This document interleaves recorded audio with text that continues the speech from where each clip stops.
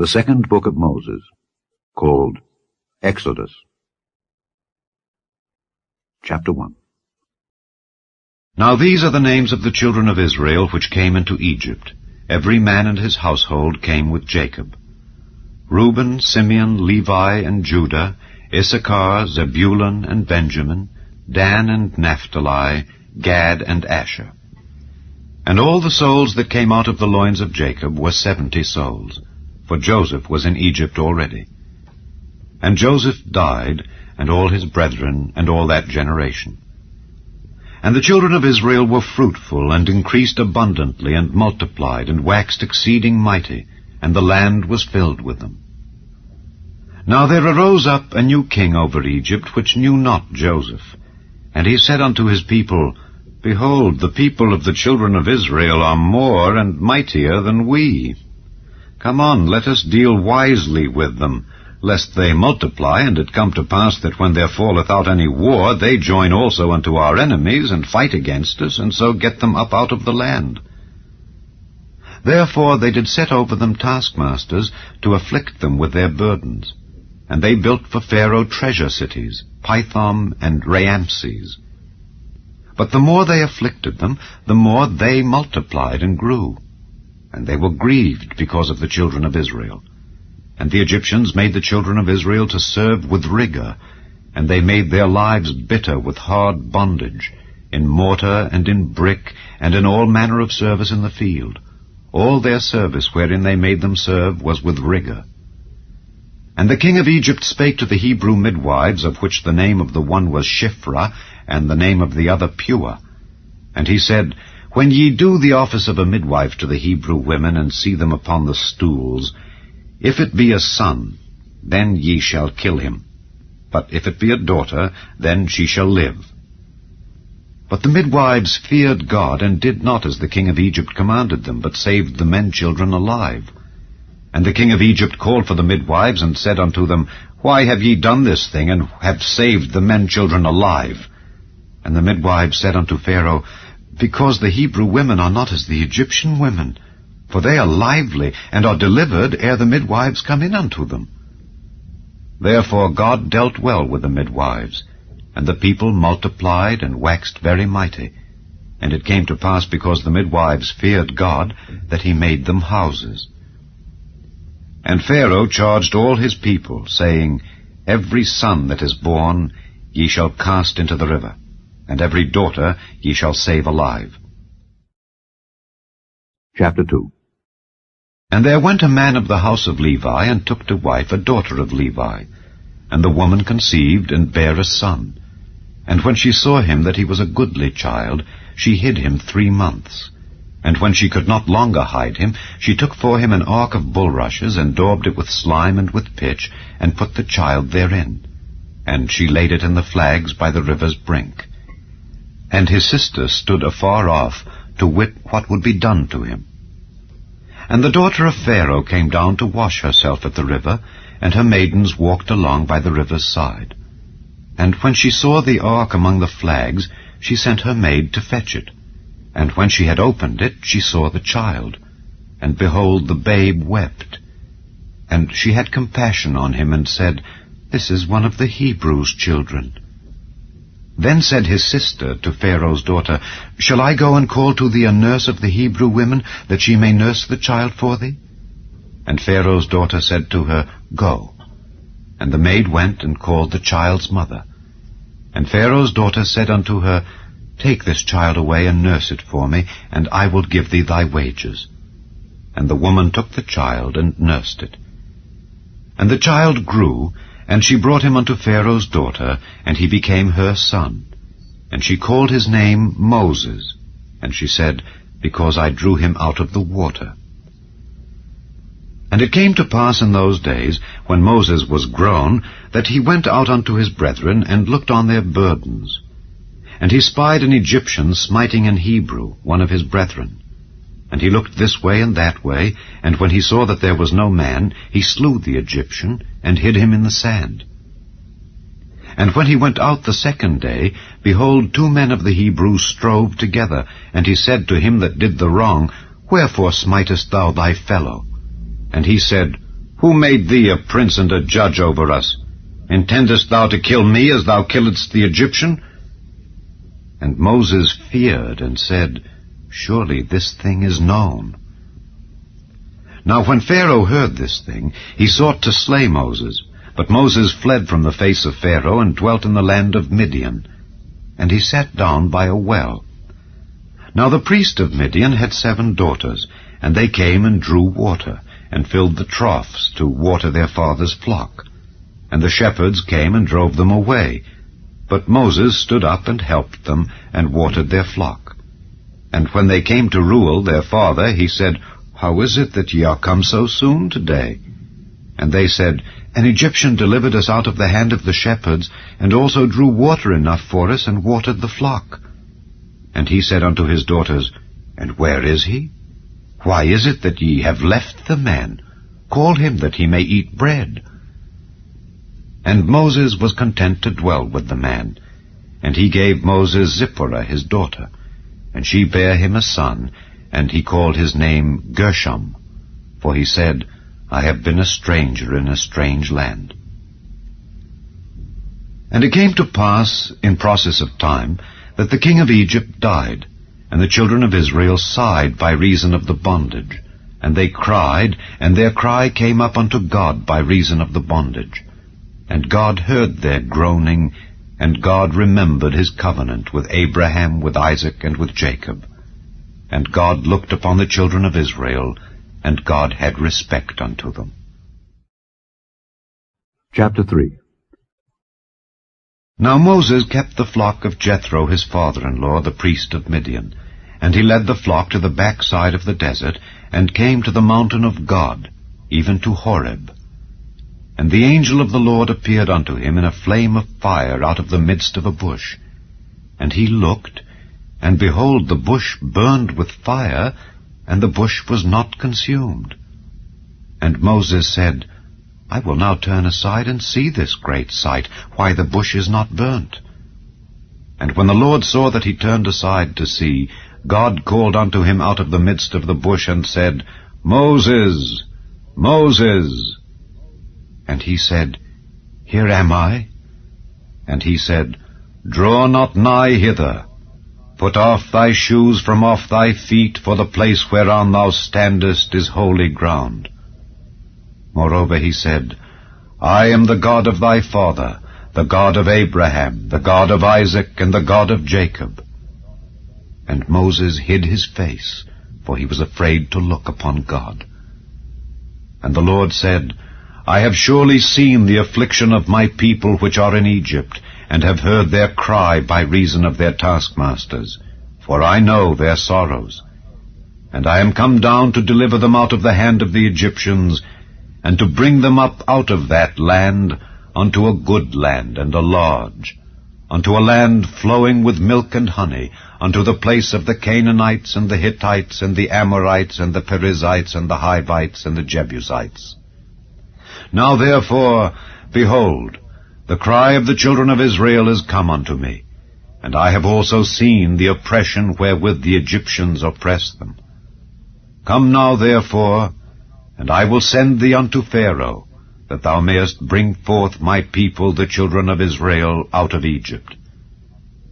And Moses said unto God, Who am I that I should go unto Pharaoh, and that I should bring forth the children of Israel out of Egypt? And he said, Certainly I will be with thee, and this shall be a token unto thee that I have sent thee. When thou hast brought forth the people out of Egypt, ye shall serve God upon this mountain. And Moses said unto God, Behold, when I come unto the children of Israel, and shall say unto them, The God of your fathers hath sent me unto you, and they shall say to me, What is his name? What shall I say unto them? And God said unto Moses, I am that I am. And he said, Thus shalt thou say unto the children of Israel, I am hath sent me unto you. And God said moreover unto Moses, Thus shalt thou say unto the children of Israel, The Lord God of your fathers, the God of Abraham, the God of Isaac, and the God of Jacob, hath sent me unto you. This is my name forever, and this is my memorial unto all generations. Go and gather the elders of Israel together, and say unto them, The Lord God of your fathers, the God of Abraham, of Isaac, and of Jacob, appeared unto me, saying, I have surely visited you, and seen that which is done to you in Egypt. And I have said, I will bring you up out of the affliction of Egypt unto the land of the Canaanites, and the Hittites, and the Amorites, and the Perizzites, and the Hivites, and the Jebusites, unto a land flowing with milk and honey. And they shall hearken to thy voice. And thou shalt come, thou and the elders of Israel, unto the king of Egypt, and ye shall say unto him, The Lord God of the Hebrews hath met with us. And now let us go, we beseech thee, 3 days' journey into the wilderness, that we may sacrifice to the Lord our God. And I am sure that the king of Egypt will not let you go, no, not by a mighty hand. And I will stretch out my hand, and smite Egypt with all my wonders, which I will do in the midst thereof. And after that he will let you go. And I will give this people favor in the sight of the Egyptians, and it shall come to pass that when ye go, ye shall not go empty. But every woman shall borrow of her neighbor, and of her that sojourneth in her house, jewels of silver, and jewels of gold, and raiment. And ye shall put them upon your sons and upon your daughters, and ye shall spoil the Egyptians. Chapter 4. And Moses answered and said, But behold, they will not believe me, nor hearken unto my voice. For they will say, The Lord hath not appeared unto thee. And the Lord said unto him, What is that in thine hand? And he said, A rod.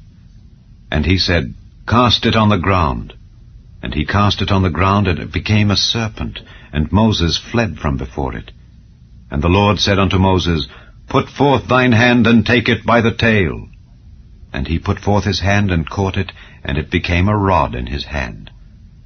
That they may believe that the Lord God of their fathers, the God of Abraham, the God of Isaac, and the God of Jacob, hath appeared unto thee. And the Lord said furthermore unto him, Put now thine hand into thy bosom. And he put his hand into his bosom, and when he took it out, behold, his hand was leprous as snow. And he said, Put thine hand into thy bosom again. And he put his hand into his bosom again, and plucked it out of his bosom, and behold, it was turned again as his other flesh. And it shall come to pass, if they will not believe thee, neither hearken to the voice of the first sign, that they will believe the voice of the latter sign. And it shall come to pass, if they will not believe also these 2 signs, neither hearken unto thy voice, that thou shalt take of the water of the river, and pour it upon the dry land, and the water which thou takest out of the river shall become blood upon the dry land. And Moses said unto the Lord, O my Lord, I am not eloquent, neither heretofore, nor since thou hast spoken unto thy servant, but I am slow of speech and of a slow tongue. And the Lord said unto him, Who hath made man's mouth? Or who maketh the dumb, or deaf, or the seeing, or the blind? Have not I, the Lord? Now therefore go, and I will be with thy mouth, and teach thee what thou shalt say. And he said, O my Lord, send, I pray thee, by the hand of him whom thou wilt send. And the anger of the Lord was kindled against Moses, and he said, Is not Aaron the Levite thy brother? I know that he can speak well, and also, behold, he cometh forth to meet thee. And when he seeth thee, he will be glad in his heart. And thou shalt speak unto him, and put words in his mouth, and I will be with thy mouth, and with his mouth, and will teach you what ye shall do. And he shall be thy spokesman unto the people, and he shall be, even he shall be to thee instead of a mouth, and thou shalt be to him instead of God. And thou shalt take this rod in thine hand, wherewith thou shalt do signs. And Moses went and returned to Jethro his father-in-law, and said unto him, Let me go, I pray thee, and return unto my brethren which are in Egypt, and see whether they be yet alive. And Jethro said to Moses, Go in peace. And the Lord said unto Moses in Midian, Go, return into Egypt, for all the men are dead which sought thy life.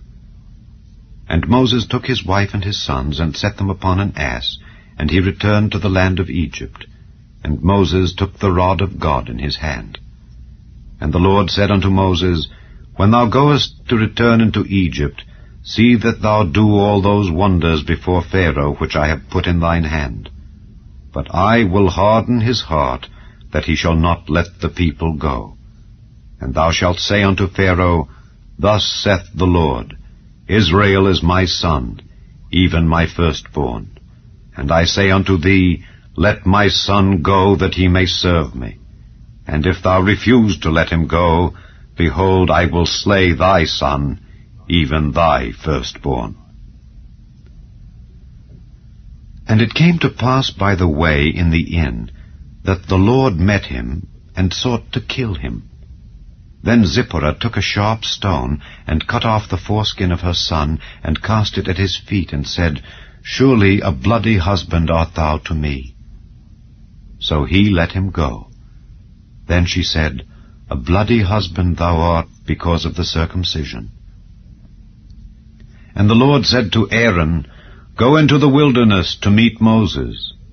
And he went and met him in the mount of God, and kissed him. And Moses told Aaron all the words of the Lord who had sent him, and all the signs which he had commanded him. And Moses and Aaron went and gathered together all the elders of the children of Israel. And Aaron spake all the words which the Lord had spoken unto Moses, and did the signs in the sight of the people. And the people believed. And when they heard that the Lord had visited the children of Israel, and that he had looked upon their affliction, then they bowed their heads and worshipped. Chapter 5. And afterward Moses and Aaron went in and told Pharaoh, Thus saith the Lord God of Israel, Let my people go, that they may hold a feast unto me in the wilderness. And Pharaoh said, Who is the Lord, that I should obey his voice to let Israel go? I know not the Lord, neither will I let Israel go. And they said, The God of the Hebrews hath met with us. Let us go, we pray thee, 3 days' journey into the desert, and sacrifice unto the Lord our God, lest he fall upon us with pestilence or with the sword. And the king of Egypt said unto them, Wherefore do ye, Moses and Aaron, let the people from their works? Get you unto your burdens. And Pharaoh said, Behold, the people of the land now are many, and ye make them rest from their burdens. And Pharaoh commanded the same day the taskmasters of the people and their officers, saying, Ye shall no more give the people straw to make brick as heretofore. Let them go and gather straw for themselves. And the tale of the bricks which they did make heretofore ye shall lay upon them. Ye shall not diminish aught thereof. For they be idle. Therefore they cry, saying, Let us go and sacrifice to our God. Let their more work be laid upon the men, that they may labor therein. And let them not regard vain words. And the taskmasters of the people went out, and their officers, and they spake to the people, saying, Thus saith Pharaoh, I will not give you straw. Go ye, get you straw where ye can find it, yet not aught of your work shall be diminished. So the people were scattered abroad throughout all the land of Egypt, to gather stubble instead of straw. And the taskmasters hasted them, saying, Fulfill your works, your daily tasks, as when there was straw. And the officers of the children of Israel, which Pharaoh's taskmasters had set over them, were beaten, and demanded, Wherefore have ye not fulfilled your task in making brick both yesterday and today as heretofore? Then the officers of the children of Israel came and cried unto Pharaoh, saying, Wherefore dealest thou thus with thy servants? There is no straw given unto thy servants, and they say to us, Make brick. And behold, thy servants are beaten. But the fault is in thine own people. But he said, Ye are idle, ye are idle. Therefore ye say, Let us go and do sacrifice to the Lord. Go therefore now and work. For there shall no straw be given you, yet shall ye deliver the tale of bricks. And the officers of the children of Israel did see that they were in evil case, after it was said, Ye shall not minish aught from your bricks of your daily task. And they met Moses and Aaron, who stood in the way, as they came forth from Pharaoh, and they said unto them, The Lord look upon you and judge. Because ye have made our savour to be abhorred in the eyes of Pharaoh and in the eyes of his servants, to put a sword in their hand to slay us. And Moses returned unto the Lord and said, Lord, wherefore hast thou so evil entreated this people? Why is it that thou hast sent me? For since I came to Pharaoh to speak in thy name, he hath done evil to this people. Neither hast thou delivered thy people at all. Chapter 6. Then the Lord said unto Moses, Now shalt thou see what I will do to Pharaoh. For with a strong hand shall he let them go, and with a strong hand shall he drive them out of his land.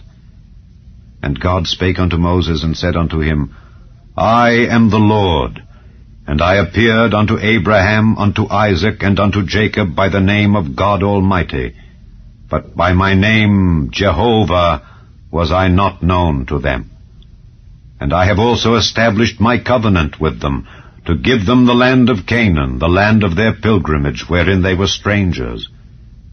And I have also heard the groaning of the children of Israel, whom the Egyptians keep in bondage, and I have remembered my covenant. Wherefore say unto the children of Israel, I am the Lord, and I will bring you out from under the burdens of the Egyptians, and I will rid you out of their bondage, and I will redeem you with a stretched out arm, and with great judgments. And I will take you to me for a people, and I will be to you a God. And ye shall know that I am the Lord your God, which bringeth you out from under the burdens of the Egyptians. And I will bring you in unto the land concerning the which I did swear to give it to Abraham, to Isaac, and to Jacob. And I will give it you for an heritage. I am the Lord. And Moses spake so unto the children of Israel, but they hearkened not unto Moses for anguish of spirit and for cruel bondage. And the Lord spake unto Moses, saying, Go in, speak unto Pharaoh king of Egypt, that he let the children of Israel go out of his land. And Moses spake before the Lord, saying, Behold, the children of Israel have not hearkened unto me. How then shall Pharaoh hear me, who am of uncircumcised lips? And the Lord spake unto Moses and unto Aaron, and gave them a charge unto the children of Israel and unto Pharaoh king of Egypt, to bring the children of Israel out of the land of Egypt. These be the heads of their fathers' houses. The sons of Reuben, the firstborn of Israel, Hanok, and Palu, Hezron, and Carmi. These be the families of Reuben. And the sons of Simeon, Jemuel, and Jamin, and Ohad, and Jachin, and Zohar, and Shaul, the son of a Canaanitish woman. These are the families of Simeon. And these are the names of the sons of Levi according to their generations, Gershon, and Kohath, and Merari. And the years of the life of Levi were 137 years. The sons of Gershon, Libni and Shimei, according to their families. And the sons of Kohath, Amram, and Izhar, and Hebron, and Uzziel. And the years of the life of Kohath were 133 years. And the sons of Merari, Mahali, and Mushi. These are the families of Levi according to their generations. And Amram took him Jochebed, his father's sister, to wife, and she bare him Aaron and Moses. And the years of the life of Amram were 137 years. And the sons of Izhar, Korah, and Nepheg, and Zichri. And the sons of Uzziel, Mishael, and Elzaphan, and Zithri. And Aaron took him Elisheba, daughter of Amminadab, sister of Naashon, to wife, and she bare him Nadab, and Abihu, Eleazar, and Ithamar. And the sons of Korah, Assir, and Elkanah, and Abiasaph. These are the families of the Korhites. And Eleazar, Aaron's son, took him one of the daughters of Putiel to wife, and she bare him Phinehas. These are the heads of the fathers of the Levites according to their families. These are that Aaron and Moses, to whom the Lord said, Bring out the children of Israel from the land of Egypt according to their armies. These are they which spake to Pharaoh king of Egypt, to bring out the children of Israel from Egypt. These are that Moses and Aaron. And it came to pass on the day when the Lord spake unto Moses in the land of Egypt, that the Lord spake unto Moses, saying, I am the Lord. Speak thou unto Pharaoh king of Egypt all that I say unto thee. And Moses said before the Lord, Behold, I am of uncircumcised lips, and how shall Pharaoh hearken unto me? Chapter 7. And the Lord said unto Moses, See, I have made thee a god to Pharaoh, and Aaron thy brother shall be thy prophet. Thou shalt speak all that I command thee, and Aaron thy brother shall speak unto Pharaoh, that he send the children of Israel out of his land. And I will harden Pharaoh's heart, and multiply my signs and my wonders in the land of Egypt. But Pharaoh shall not hearken unto you, that I may lay my hand upon Egypt, and bring forth mine armies and my people, the children of Israel, out of the land of Egypt, by great judgments. And the Egyptians shall know that I am the Lord, when I stretch forth mine hand upon Egypt, and bring out the children of Israel from among them. And Moses and Aaron did as the Lord commanded them. So did they. And Moses was 80 years old, and Aaron 83 years old, when they spake unto Pharaoh. And the Lord spake unto Moses and unto Aaron, saying, When Pharaoh shall speak unto you, saying, Show a miracle for you, then thou shalt say unto Aaron, Take thy rod, and cast it before Pharaoh, and it shall become a serpent.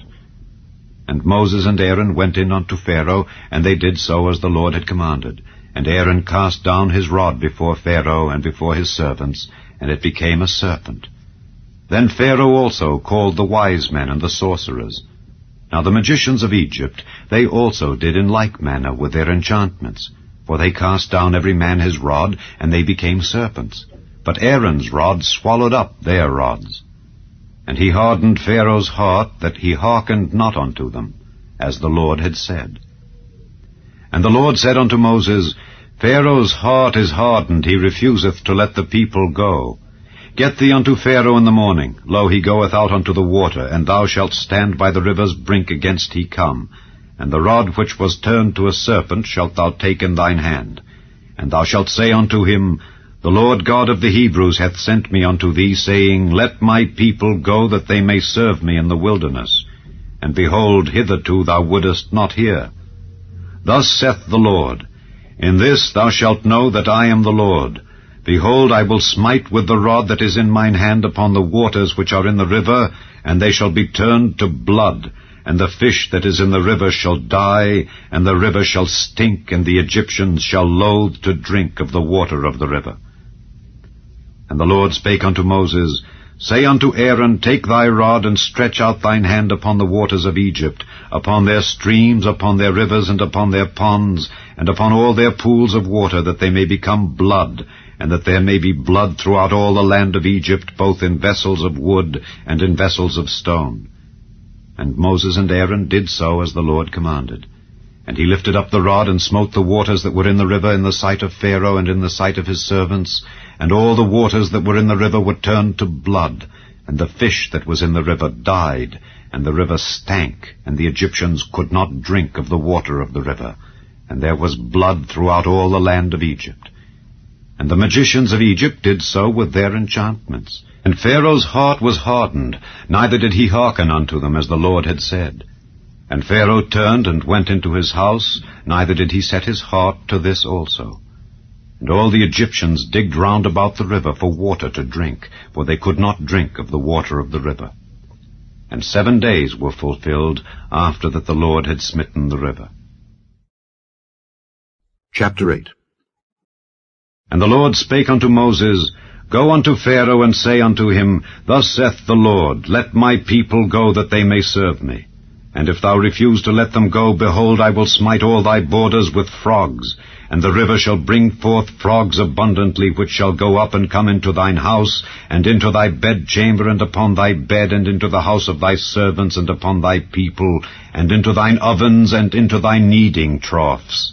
And the frogs shall come up both on thee, and upon thy people, and upon all thy servants.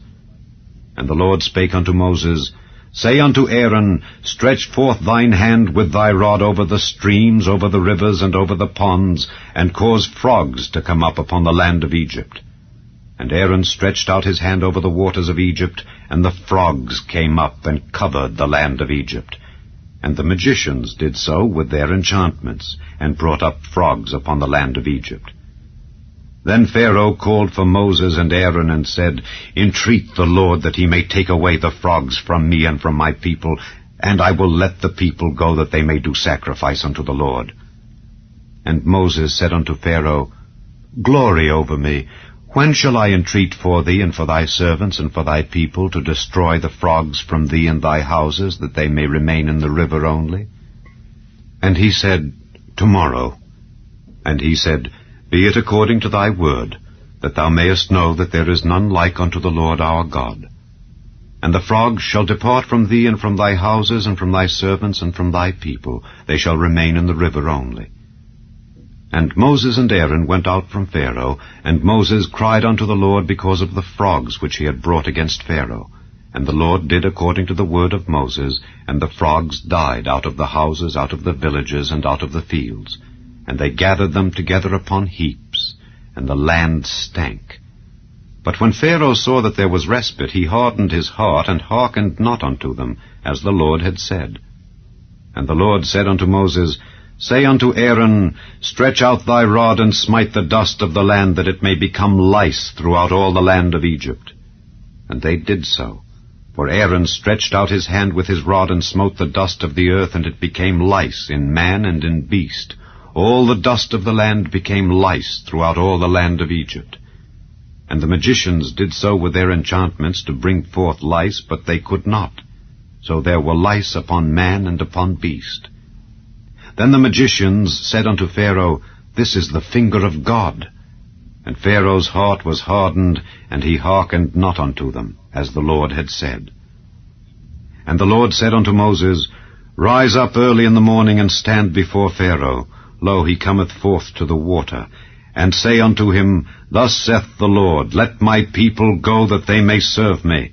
Else, if thou wilt not let my people go, behold, I will send swarms of flies upon thee, and upon thy servants, and upon thy people, and into thy houses. And the houses of the Egyptians shall be full of swarms of flies, and also the ground whereon they are. And I will sever in that day the land of Goshen, in which my people dwell, that no swarms of flies shall be there, to the end thou mayest know that I am the Lord in the midst of the earth. And I will put a division between my people and thy people. Tomorrow shall this sign be. And the Lord did so. And there came a grievous swarm of flies into the house of Pharaoh, and into his servants' houses, and into all the land of Egypt. The land was corrupted by reason of the swarm of flies. And Pharaoh called for Moses and for Aaron, and said, Go ye, sacrifice to your God in the land. And Moses said, It is not meet so to do, for we shall sacrifice the abomination of the Egyptians to the Lord our God. Lo, shall we sacrifice the abomination of the Egyptians before their eyes? And will they not stone us? We will go 3 days' journey into the wilderness, and sacrifice to the Lord our God, as he shall command us. And Pharaoh said, I will let you go, that ye may sacrifice to the Lord your God in the wilderness. Only ye shall not go very far away. Entreat for me. And Moses said, Behold, I go out from thee, and I will entreat the Lord that the swarms of flies may depart from Pharaoh, from his servants, and from his people tomorrow. But let not Pharaoh deal deceitfully any more in not letting the people go to sacrifice to the Lord. And Moses went out from Pharaoh, and entreated the Lord. And the Lord did according to the word of Moses, and he removed the swarms of flies from Pharaoh, from his servants, and from his people. There remained not one. And Pharaoh hardened his heart at this time also, neither would he let the people go. Chapter 9. Then the Lord said unto Moses, Go in unto Pharaoh, and tell him, Thus saith the Lord God of the Hebrews, Let my people go, that they may serve me. For if thou refuse to let them go, and wilt hold them still, behold, the hand of the Lord is upon thy cattle which is in the field, upon the horses, upon the asses, upon the camels, upon the oxen, and upon the sheep. There shall be a very grievous murrain. And the Lord shall sever between the cattle of Israel and the cattle of Egypt, and there shall nothing die of all that is the children's of Israel. And the Lord appointed a set time, saying, Tomorrow the Lord shall do this thing in the land. And the Lord did that thing on the morrow, and all the cattle of Egypt died, but of the cattle of the children of Israel died not one. And Pharaoh sent, and behold, there was not one of the cattle of the Israelites dead. And the heart of Pharaoh was hardened, and he did not let the people go. And the Lord said unto Moses and unto Aaron, Take to you handfuls of ashes of the furnace, and let Moses sprinkle it toward the heaven in the sight of Pharaoh, and it shall become small dust in all the land of Egypt, and shall be a boil breaking forth with blains upon man and upon beast throughout all the land of Egypt.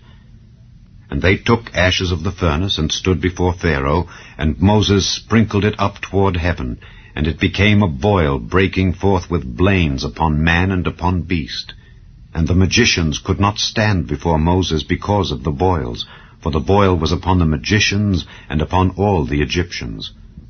And the Lord hardened the heart of Pharaoh, and he hearkened not unto them, as the Lord had spoken unto Moses.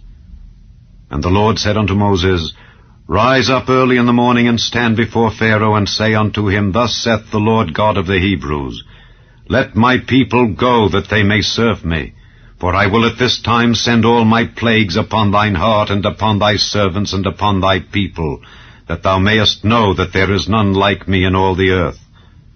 For now I will stretch out my hand, that I may smite thee and thy people with pestilence, and thou shalt be cut off from the earth. And in very deed, for this cause have I raised thee up, for to show in thee my power, and that my name may be declared throughout all the earth. As yet exaltest thou thyself against my people, that thou wilt not let them go? Behold, tomorrow about this time I will cause it to rain a very grievous hail, such as hath not been in Egypt since the foundation thereof even until now. Send therefore now, and gather thy cattle and all that thou hast in the field, for upon every man and beast which shall be found in the field and shall not be brought home, the hail shall come down upon them, and they shall die. He that feared the word of the Lord among the servants of Pharaoh made his servants and his cattle flee into the houses, and he that regarded not the word of the Lord left his servants and his cattle in the field. And the Lord said unto Moses, Stretch forth thine hand toward heaven, that there may be hail in all the land of Egypt, upon man and upon beast, and upon every herb of the field throughout the land of Egypt. And Moses stretched forth his rod toward heaven, and the Lord sent thunder and hail, and the fire ran along upon the ground, and the Lord rained hail upon the land of Egypt. So there was hail and fire mingled with the hail, very grievous, such as there was none like it in all the land of Egypt since it became a nation. And the hail smote throughout all the land of Egypt all that was in the field, both man and beast. And the hail smote every herb of the field, and brake every tree of the field. Only in the land of Goshen, where the children of Israel were, was there no hail. And Pharaoh sent and called for Moses and Aaron, and said unto them, I have sinned this time. The Lord is righteous, and I and my people are wicked. Entreat the Lord, for it is enough, that there be no more mighty thunderings and hail, and I will let you go, and ye shall stay no longer. And Moses said unto him, As soon as I am gone out of the city, I will spread abroad my hands unto the Lord, and the thunder shall cease, neither shall there be any more hail, that thou mayest know how that the earth is the Lord's. But as for thee and thy servants, I know that ye will not yet fear the Lord God. And the flax and the barley was smitten, for the barley was in the ear, and the flax was bold. But the wheat and the rye were not smitten, for they were not grown up. And Moses went out of the city from Pharaoh, and spread abroad his hands unto the Lord, and the thunders and hail ceased, and the rain was not poured upon the earth. And when Pharaoh saw that the rain and the hail and the thunders were ceased, he sinned yet more, and hardened his heart, he and his servants. And the heart of Pharaoh was hardened, neither would he let the children of Israel go, as the Lord had spoken by Moses. Chapter 10.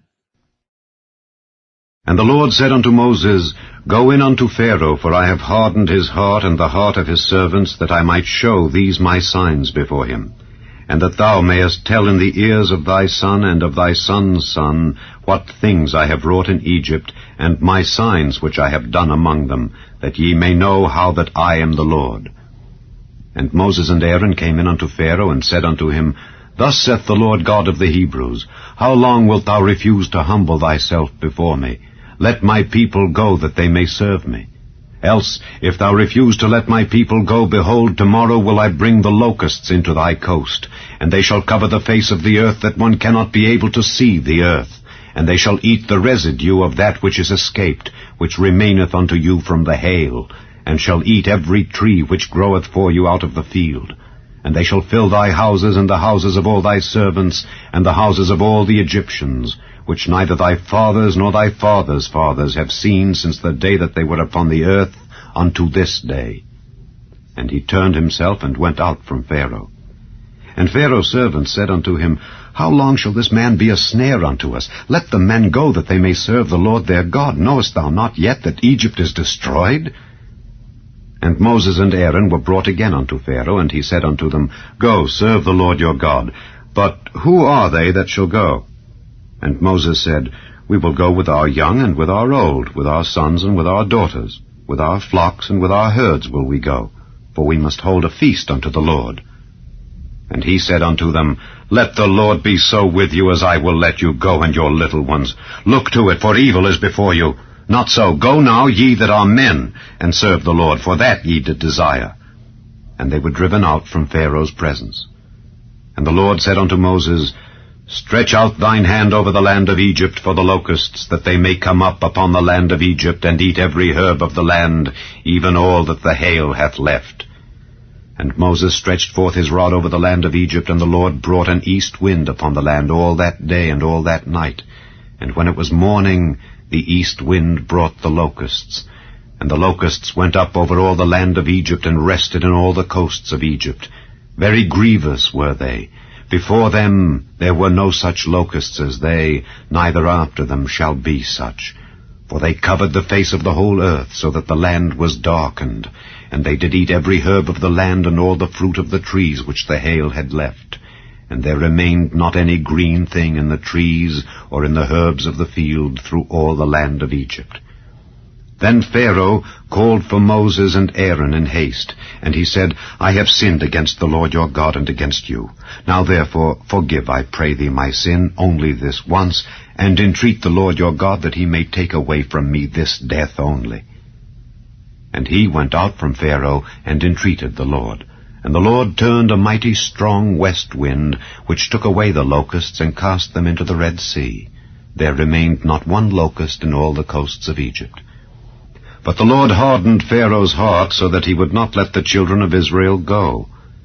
And the Lord said unto Moses, Stretch out thine hand toward heaven, that there may be darkness over the land of Egypt, even darkness which may be felt. And Moses stretched forth his hand toward heaven, and there was a thick darkness in all the land of Egypt 3 days. They saw not one another, neither rose any from his place for 3 days. But all the children of Israel had light in their dwellings. And Pharaoh called unto Moses and said, Go ye, serve the Lord, only let your flocks and your herds be stayed. Let your little ones also go with you. And Moses said, Thou must give us also sacrifices and burnt offerings, that we may sacrifice unto the Lord our God. Our cattle also shall go with us. There shall not an hoof be left behind, for thereof must we take to serve the Lord our God. And we know not with what we must serve the Lord until we come thither. But the Lord hardened Pharaoh's heart, and he would not let them go. And Pharaoh said unto him, Get thee from me. Take heed to thyself, see my face no more, for in that day thou seest my face thou shalt die. And Moses said, Thou hast spoken well. I will see thy face again no more. Chapter 11. And the Lord said unto Moses, Yet will I bring one plague more upon Pharaoh and upon Egypt. Afterwards he will let you go hence. When he shall let you go, he shall surely thrust you out hence altogether. Speak now in the ears of the people, and let every man borrow of his neighbor, and every woman of her neighbor, jewels of silver and jewels of gold. And the Lord gave the people favor in the sight of the Egyptians. Moreover, the man Moses was very great in the land of Egypt, in the sight of Pharaoh's servants, and in the sight of the people. And Moses said, Thus saith the Lord, About midnight will I go out into the midst of Egypt, and all the firstborn in the land of Egypt shall die, from the firstborn of Pharaoh that sitteth upon his throne, even unto the firstborn of the maidservant that is behind the mill, and all the firstborn of beasts. And there shall be a great cry throughout all the land of Egypt, such as there was none like it, nor shall be like it any more. But against any of the children of Israel shall not a dog move his tongue against man or beast, that ye may know how that the Lord doth put a difference between the Egyptians and Israel. And all these thy servants shall come down unto me, and bow down themselves unto me, saying, Get thee out, and all the people that follow thee. And after that I will go out. And he went out from Pharaoh in a great anger. And the Lord said unto Moses, Pharaoh shall not hearken unto you, that my wonders may be multiplied in the land of Egypt. And Moses and Aaron did all these wonders before Pharaoh. And the Lord hardened Pharaoh's heart, so that he would not let the children of Israel go out of his land. Chapter 12. And the Lord spake unto Moses and Aaron in the land of Egypt, saying, This month shall be unto you the beginning of months. It shall be the first month of the year to you.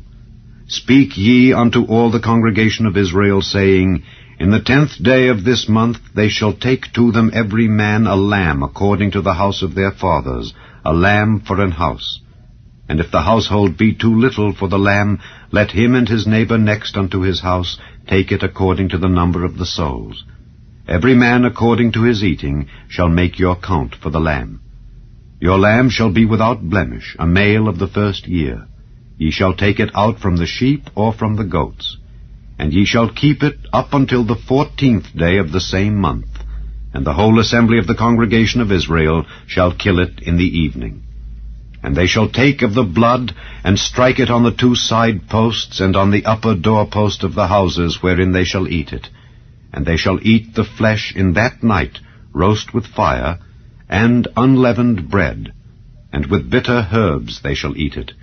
Eat not of it raw, nor sodden at all with water, but roast with fire, his head with his legs, and with the purtenance thereof. And ye shall let nothing of it remain until the morning, and that which remaineth of it until the morning ye shall burn with fire. And thus shall ye eat it, with your loins girded, your shoes on your feet, and your staff in your hand, and ye shall eat it in haste. It is the Lord's Passover. For I will pass through the land of Egypt this night, and will smite all the firstborn in the land of Egypt, both man and beast. And against all the gods of Egypt I will execute judgment. I am the Lord. And the blood shall be to you for a token upon the houses where ye are. And when I see the blood, I will pass over you, and the plague shall not be upon you to destroy you when I smite the land of Egypt. And this day shall be unto you for a memorial, and ye shall keep it a feast to the Lord throughout your generations. Ye shall keep it a feast by an ordinance forever. 7 days shall ye eat unleavened bread. Even the first day ye shall put away leaven out of your houses. For whosoever eateth leavened bread from the first day until the 7th day, that soul shall be cut off from Israel.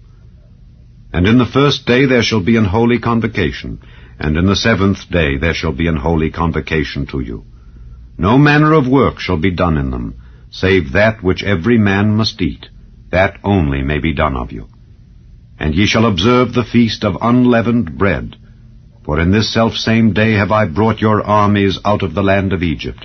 Therefore shall ye observe this day in your generations by an ordinance forever. In the 1st month, on the 14th day of the month, at even, ye shall eat unleavened bread until the 21st day of the month at even. 7 days shall there be no leaven found in your houses. For whosoever eateth that which is leavened, even that soul shall be cut off from the congregation of Israel, whether he be a stranger or born in the land. Ye shall eat nothing leavened. In all your habitations shall ye eat unleavened bread. Then Moses called for all the elders of Israel, and said unto them, Draw out and take you a lamb according to your families, and kill the Passover. And ye shall take a bunch of hyssop, and dip it in the blood that is in the basin, and strike the lintel and the 2 side posts with the blood that is in the basin. And none of you shall go out at the door of his house until the morning. For the Lord will pass through to smite the Egyptians. And when he seeth the blood upon the lintel and on the 2 side posts, the Lord will pass over the door, and will not suffer the destroyer to come in unto your houses to smite you. And ye shall observe this thing for an ordinance to thee and to thy sons forever. And it shall come to pass, when ye be come to the land which the Lord will give you, according as he hath promised, that ye shall keep this service. And it shall come to pass, when your children shall say unto you, What mean ye by this service? That ye shall say, It is the sacrifice of the Lord's Passover, who passed over the houses of the children of Israel in Egypt, when he smote the Egyptians and delivered our houses. And the people bowed the head and worshipped. And the children of Israel went away, and did as the Lord had commanded Moses and Aaron. So did they. And it came to pass, that at midnight the Lord smote all the firstborn in the land of Egypt, from the firstborn of Pharaoh that sat on his throne unto the firstborn of the captive that was in the dungeon, and all the firstborn of cattle. And Pharaoh rose up in the night, he and all his servants and all the Egyptians, and there was a great cry in Egypt, for there was not a house where there was not one dead. And he called for Moses and Aaron by night, and said, Rise up and get you forth from among my people, both ye and the children of Israel, and go, serve the Lord as ye have said. Also take your flocks and your herds as ye have said, and be gone, and bless me also. And the Egyptians were urgent upon the people that they might send them out of the land in haste, for they said, We be all dead men. And the people took their dough before it was leavened, their kneading troughs being bound up in their clothes upon their shoulders. And the children of Israel did according to the word of Moses. And they borrowed of the Egyptians jewels of silver and jewels of gold and raiment. And the Lord gave the people favor in the sight of the Egyptians, so that they lent unto them such things as they required. And they spoiled the Egyptians. And the children of Israel journeyed from Ramesses to Succoth, about 600,000 on foot that were men, beside children. And a mixed multitude went up also with them, and flocks and herds, even very much cattle. And they baked unleavened cakes of the dough which they brought forth out of Egypt, for it was not leavened, because they were thrust out of Egypt and could not tarry, neither had they prepared for themselves any victual. Now the sojourning of the children of Israel who dwelt in Egypt was 430 years. And it came to pass at the end of the 430 years, even the selfsame day it came to pass, that all the hosts of the Lord went out from the land of Egypt. It is a night to be much observed unto the Lord, for bringing them out from the land of Egypt. This is that night of the Lord to be observed of all the children of Israel in their generations. And the Lord said unto Moses and Aaron, This is the ordinance of the Passover. There shall no stranger eat thereof. But every man's servant that is bought for money, when thou hast circumcised him, then shall he eat thereof. A foreigner and an hired servant shall not eat thereof. In one house shall it be eaten. Thou shalt not carry forth aught of the flesh abroad out of the house, neither shall ye break a bone thereof. All the congregation of Israel shall keep it.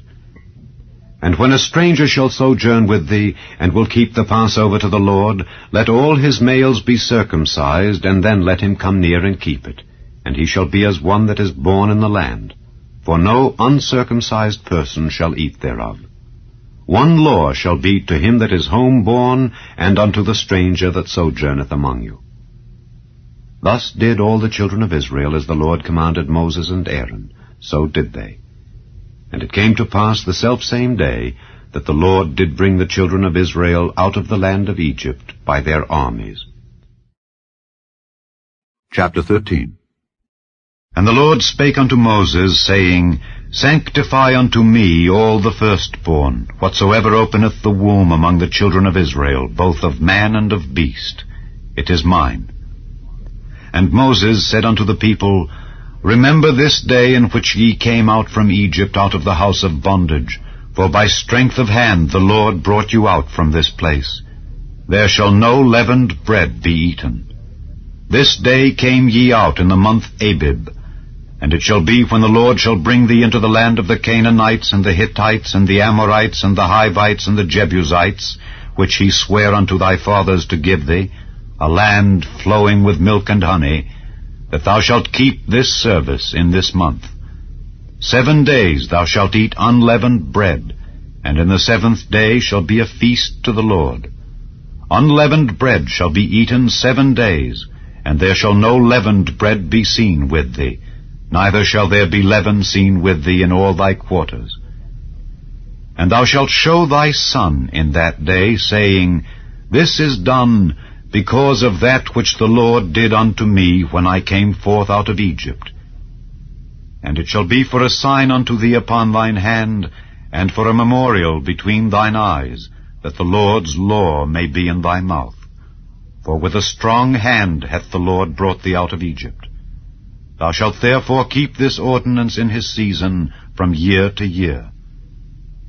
And it shall be, when the Lord shall bring thee into the land of the Canaanites, as he sware unto thee and to thy fathers, and shall give it thee, that thou shalt set apart unto the Lord all that openeth the matrix, and every firstling that cometh of a beast which thou hast. The males shall be the Lord's. And every firstling of an ass thou shalt redeem with a lamb, and if thou wilt not redeem it, then thou shalt break his neck. And all the firstborn of man among thy children shalt thou redeem. And it shall be, when thy son asketh thee in time to come, saying, What is this? That thou shalt say unto him, By strength of hand the Lord brought us out from Egypt, from the house of bondage. And it came to pass, when Pharaoh would hardly let us go, that the Lord slew all the firstborn in the land of Egypt, both the firstborn of man and the firstborn of beast. Therefore I sacrifice to the Lord all that openeth the matrix, being males. But all the firstborn of my children I redeem. And it shall be for a token upon thine hand, and for frontlets between thine eyes. For by strength of hand the Lord brought us forth out of Egypt. And it came to pass, when Pharaoh had let the people go, that God led them not through the way of the land of the Philistines, although that was near. For God said, Lest peradventure the people repent when they see war, and they return to Egypt. But God led the people about through the way of the wilderness of the Red Sea. And the children of Israel went up harnessed out of the land of Egypt. And Moses took the bones of Joseph with him, for he had straitly sworn the children of Israel, saying, God will surely visit you, and ye shall carry up my bones away hence with you. And they took their journey from Succoth, and encamped in Etham, in the edge of the wilderness. And the Lord went before them by day in a pillar of a cloud to lead them the way, and by night in a pillar of fire to give them light, to go by day and night. He took not away the pillar of the cloud by day, nor the pillar of fire by night from before the people. Chapter 14. And the Lord spake unto Moses, saying, Speak unto the children of Israel, that they turn and encamp before Pi-hahiroth, between Migdol and the sea, over against Baal-zephon. Before it shall ye encamp by the sea. For Pharaoh will say of the children of Israel, They are entangled in the land, the wilderness hath shut them in. And I will harden Pharaoh's heart, that he shall follow after them. And I will be honored upon Pharaoh and upon all his host, that the Egyptians may know that I am the Lord. And they did so. And it was told the king of Egypt that the people fled. And the heart of Pharaoh and of his servants was turned against the people, and they said, Why have we done this, that we have let Israel go from serving us? And he made ready his chariot, and took his people with him. And he took 600 chosen chariots, and all the chariots of Egypt, and captains over every one of them. And the Lord hardened the heart of Pharaoh king of Egypt, and he pursued after the children of Israel. And the children of Israel went out with an high hand. But the Egyptians pursued after them, all the horses and chariots of Pharaoh, and his horsemen and his army, and overtook them encamping by the sea, beside Pi-hahiroth, before Baal-zephon. And when Pharaoh drew nigh, the children of Israel lifted up their eyes, and behold, the Egyptians marched after them, and they were sore afraid. And the children of Israel cried out unto the Lord. And they said unto Moses, Because there were no graves in Egypt, hast thou taken us away to die in the wilderness? Wherefore hast thou dealt thus with us to carry us forth out of Egypt? Is not this the word that we did tell thee in Egypt, saying, Let us alone, that we may serve the Egyptians? For it had been better for us to serve the Egyptians than that we should die in the wilderness. And Moses said unto the people, Fear ye not, stand still, and see the salvation of the Lord, which he will show to you today. For the Egyptians whom ye have seen today, ye shall see them again no more forever. The Lord shall fight for you, and ye shall hold your peace. And the Lord said unto Moses, Wherefore criest thou unto me? Speak unto the children of Israel that they go forward. But lift thou up thy rod, and stretch out thine hand over the sea, and divide it. And the children of Israel shall go on dry ground through the midst of the sea. And behold, I will harden the hearts of the Egyptians, and they shall follow them. And I will get me honor upon Pharaoh and upon all his host, upon his chariots and upon his horsemen. And the Egyptians shall know that I am the Lord, when I have gotten me honor upon Pharaoh, upon his chariots, and upon his horsemen. And the angel of God, which went before the camp of Israel, removed, and went behind them. And the pillar of the cloud went from before their face, and stood behind them. And it came between the camp of the Egyptians and the camp of Israel.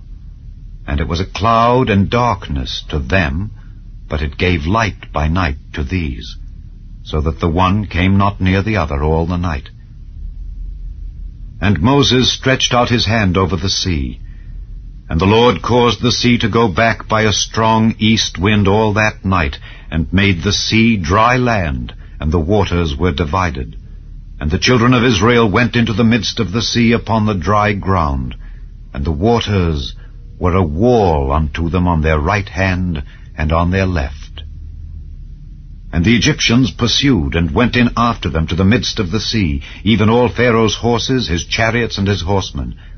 And it came to pass that in the morning watch the Lord looked unto the host of the Egyptians through the pillar of fire and of the cloud, and troubled the host of the Egyptians, and took off their chariot wheels, that they drave them heavily.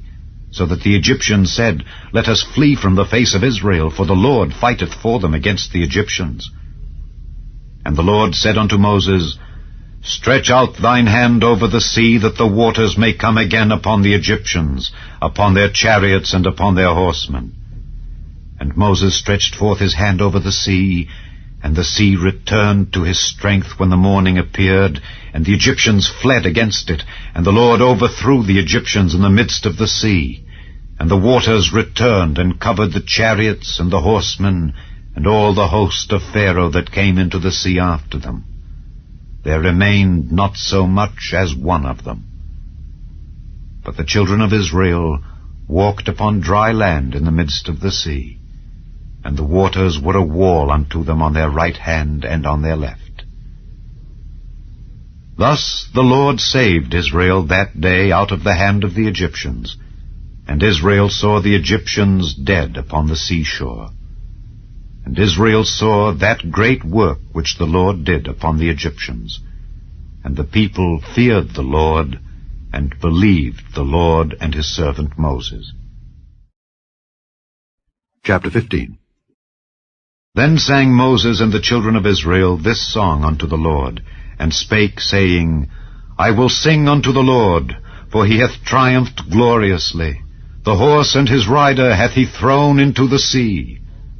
The Lord is my strength and song, and he is become my salvation. He is my God, and I will prepare him an habitation, my father's God, and I will exalt him. The Lord is a man of war, the Lord is his name. Pharaoh's chariots and his host hath he cast into the sea. His chosen captains also are drowned in the Red Sea. The depths have covered them. They sank into the bottom as a stone. Thy right hand, O Lord, is become glorious in power. Thy right hand, O Lord, hath dashed in pieces the enemy. And in the greatness of thine excellency thou hast overthrown them that rose up against thee. Thou sentest forth thy wrath, which consumed them as stubble. And with the blast of thy nostrils the waters were gathered together, the floods stood upright as an heap, and the depths were congealed in the heart of the sea. The enemy said, I will pursue, I will overtake, I will divide the spoil. My lust shall be satisfied upon them. I will draw my sword, my hand shall destroy them. Thou didst blow with thy wind, the sea covered them. They sank as lead in the mighty waters. Who is like unto thee, O Lord, among the gods? Who is like thee, glorious in holiness, fearful in praises, doing wonders? Thou stretchedst out thy right hand, the earth swallowed them. Thou in thy mercy hast led forth the people which thou hast redeemed. Thou hast guided them in thy strength unto thy holy habitation. The people shall hear and be afraid. Sorrow shall take hold on the inhabitants of Palestina.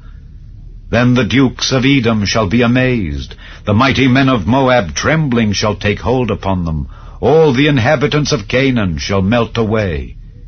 Fear and dread shall fall upon them. By the greatness of thine arm they shall be as still as a stone, till thy people pass over, O Lord, till the people pass over which thou hast purchased. Thou shalt bring them in, and plant them in the mountain of thine inheritance. In the place, O Lord, which thou hast made for thee to dwell in the sanctuary, O Lord, which thy hands have established. The Lord shall reign forever and ever. For the horse of Pharaoh went in with his chariots and with his horsemen into the sea, and the Lord brought again the waters of the sea upon them. But the children of Israel went on dry land in the midst of the sea. And Miriam, the prophetess, the sister of Aaron, took a timbrel in her hand, and all the women went out after her with timbrels and with dances. And Miriam answered them, Sing ye to the Lord, for he hath triumphed gloriously. The horse and his rider hath he thrown into the sea. So Moses brought Israel from the Red Sea, and they went out into the wilderness of Shur. And they went 3 days in the wilderness, and found no water. And when they came to Merah, they could not drink of the waters of Merah, for they were bitter. Therefore the name of it was called Merah. And the people murmured against Moses, saying, What shall we drink? And he cried unto the Lord, and the Lord showed him a tree, which when he had cast into the waters were made sweet. There he made for them a statute and an ordinance, and there he proved them, and said, If thou wilt diligently hearken to the voice of the Lord thy God, and wilt do that which is right in his sight, and wilt give ear to his commandments, and keep all his statutes, I will put none of these diseases upon thee, which I have brought upon the Egyptians. For I am the Lord that healeth thee. And they came to Elim, where were 12 wells of water, and 70 palm trees. And they encamped there by the waters. Chapter 16. And they took their journey from Elim, and all the congregation of the children of Israel came unto the wilderness of Sin, which is between Elim and Sinai, on the 15th day of the 2nd month after their departing out of the land of Egypt. And the whole congregation of the children of Israel murmured against Moses and Aaron in the wilderness. And the children of Israel said unto them, Would to God we had died by the hand of the Lord in the land of Egypt, when we sat by the flesh pots, and when we did eat bread to the full. For ye have brought us forth into this wilderness to kill this whole assembly with hunger. Then said the Lord unto Moses, Behold, I will rain bread from heaven for you, and the people shall go out and gather a certain rate every day, that I may prove them whether they will walk in my law or no. And it shall come to pass that on the 6th day they shall prepare that which they bring in, and it shall be twice as much as they gather daily. And Moses and Aaron said unto all the children of Israel, At even then ye shall know that the Lord hath brought you out from the land of Egypt. And in the morning then ye shall see the glory of the Lord, for that he heareth your murmurings against the Lord. And what are we that ye murmur against us? And Moses said, This shall be, when the Lord shall give you in the evening flesh to eat, and in the morning bread to the full, for that the Lord heareth your murmurings which ye murmur against him. And what are we? Your murmurings are not against us, but against the Lord. And Moses spake unto Aaron, Say unto all the congregation of the children of Israel, Come near before the Lord, for he hath heard your murmurings. And it came to pass, as Aaron spake unto the whole congregation of the children of Israel, that they looked toward the wilderness, and behold, the glory of the Lord appeared in the cloud. And the Lord spake unto Moses, saying, I have heard the murmurings of the children of Israel. Speak unto them, saying, At even ye shall eat flesh, and in the morning ye shall be filled with bread, and ye shall know that I am the Lord your God. And it came to pass that at even the quails came up and covered the camp. And in the morning the dew lay round about the host. And when the dew that lay was gone up, behold, upon the face of the wilderness there lay a small round thing, as small as the hoarfrost on the ground. And when the children of Israel saw it, they said one to another, It is manna, for they wist not what it was. And Moses said unto them, This is the bread which the Lord hath given you to eat. This is the thing which the Lord hath commanded. Gather of it every man according to his eating, an omer for every man, according to the number of your persons. Take ye every man for them which are in his tents. And the children of Israel did so, and gathered, some more, some less.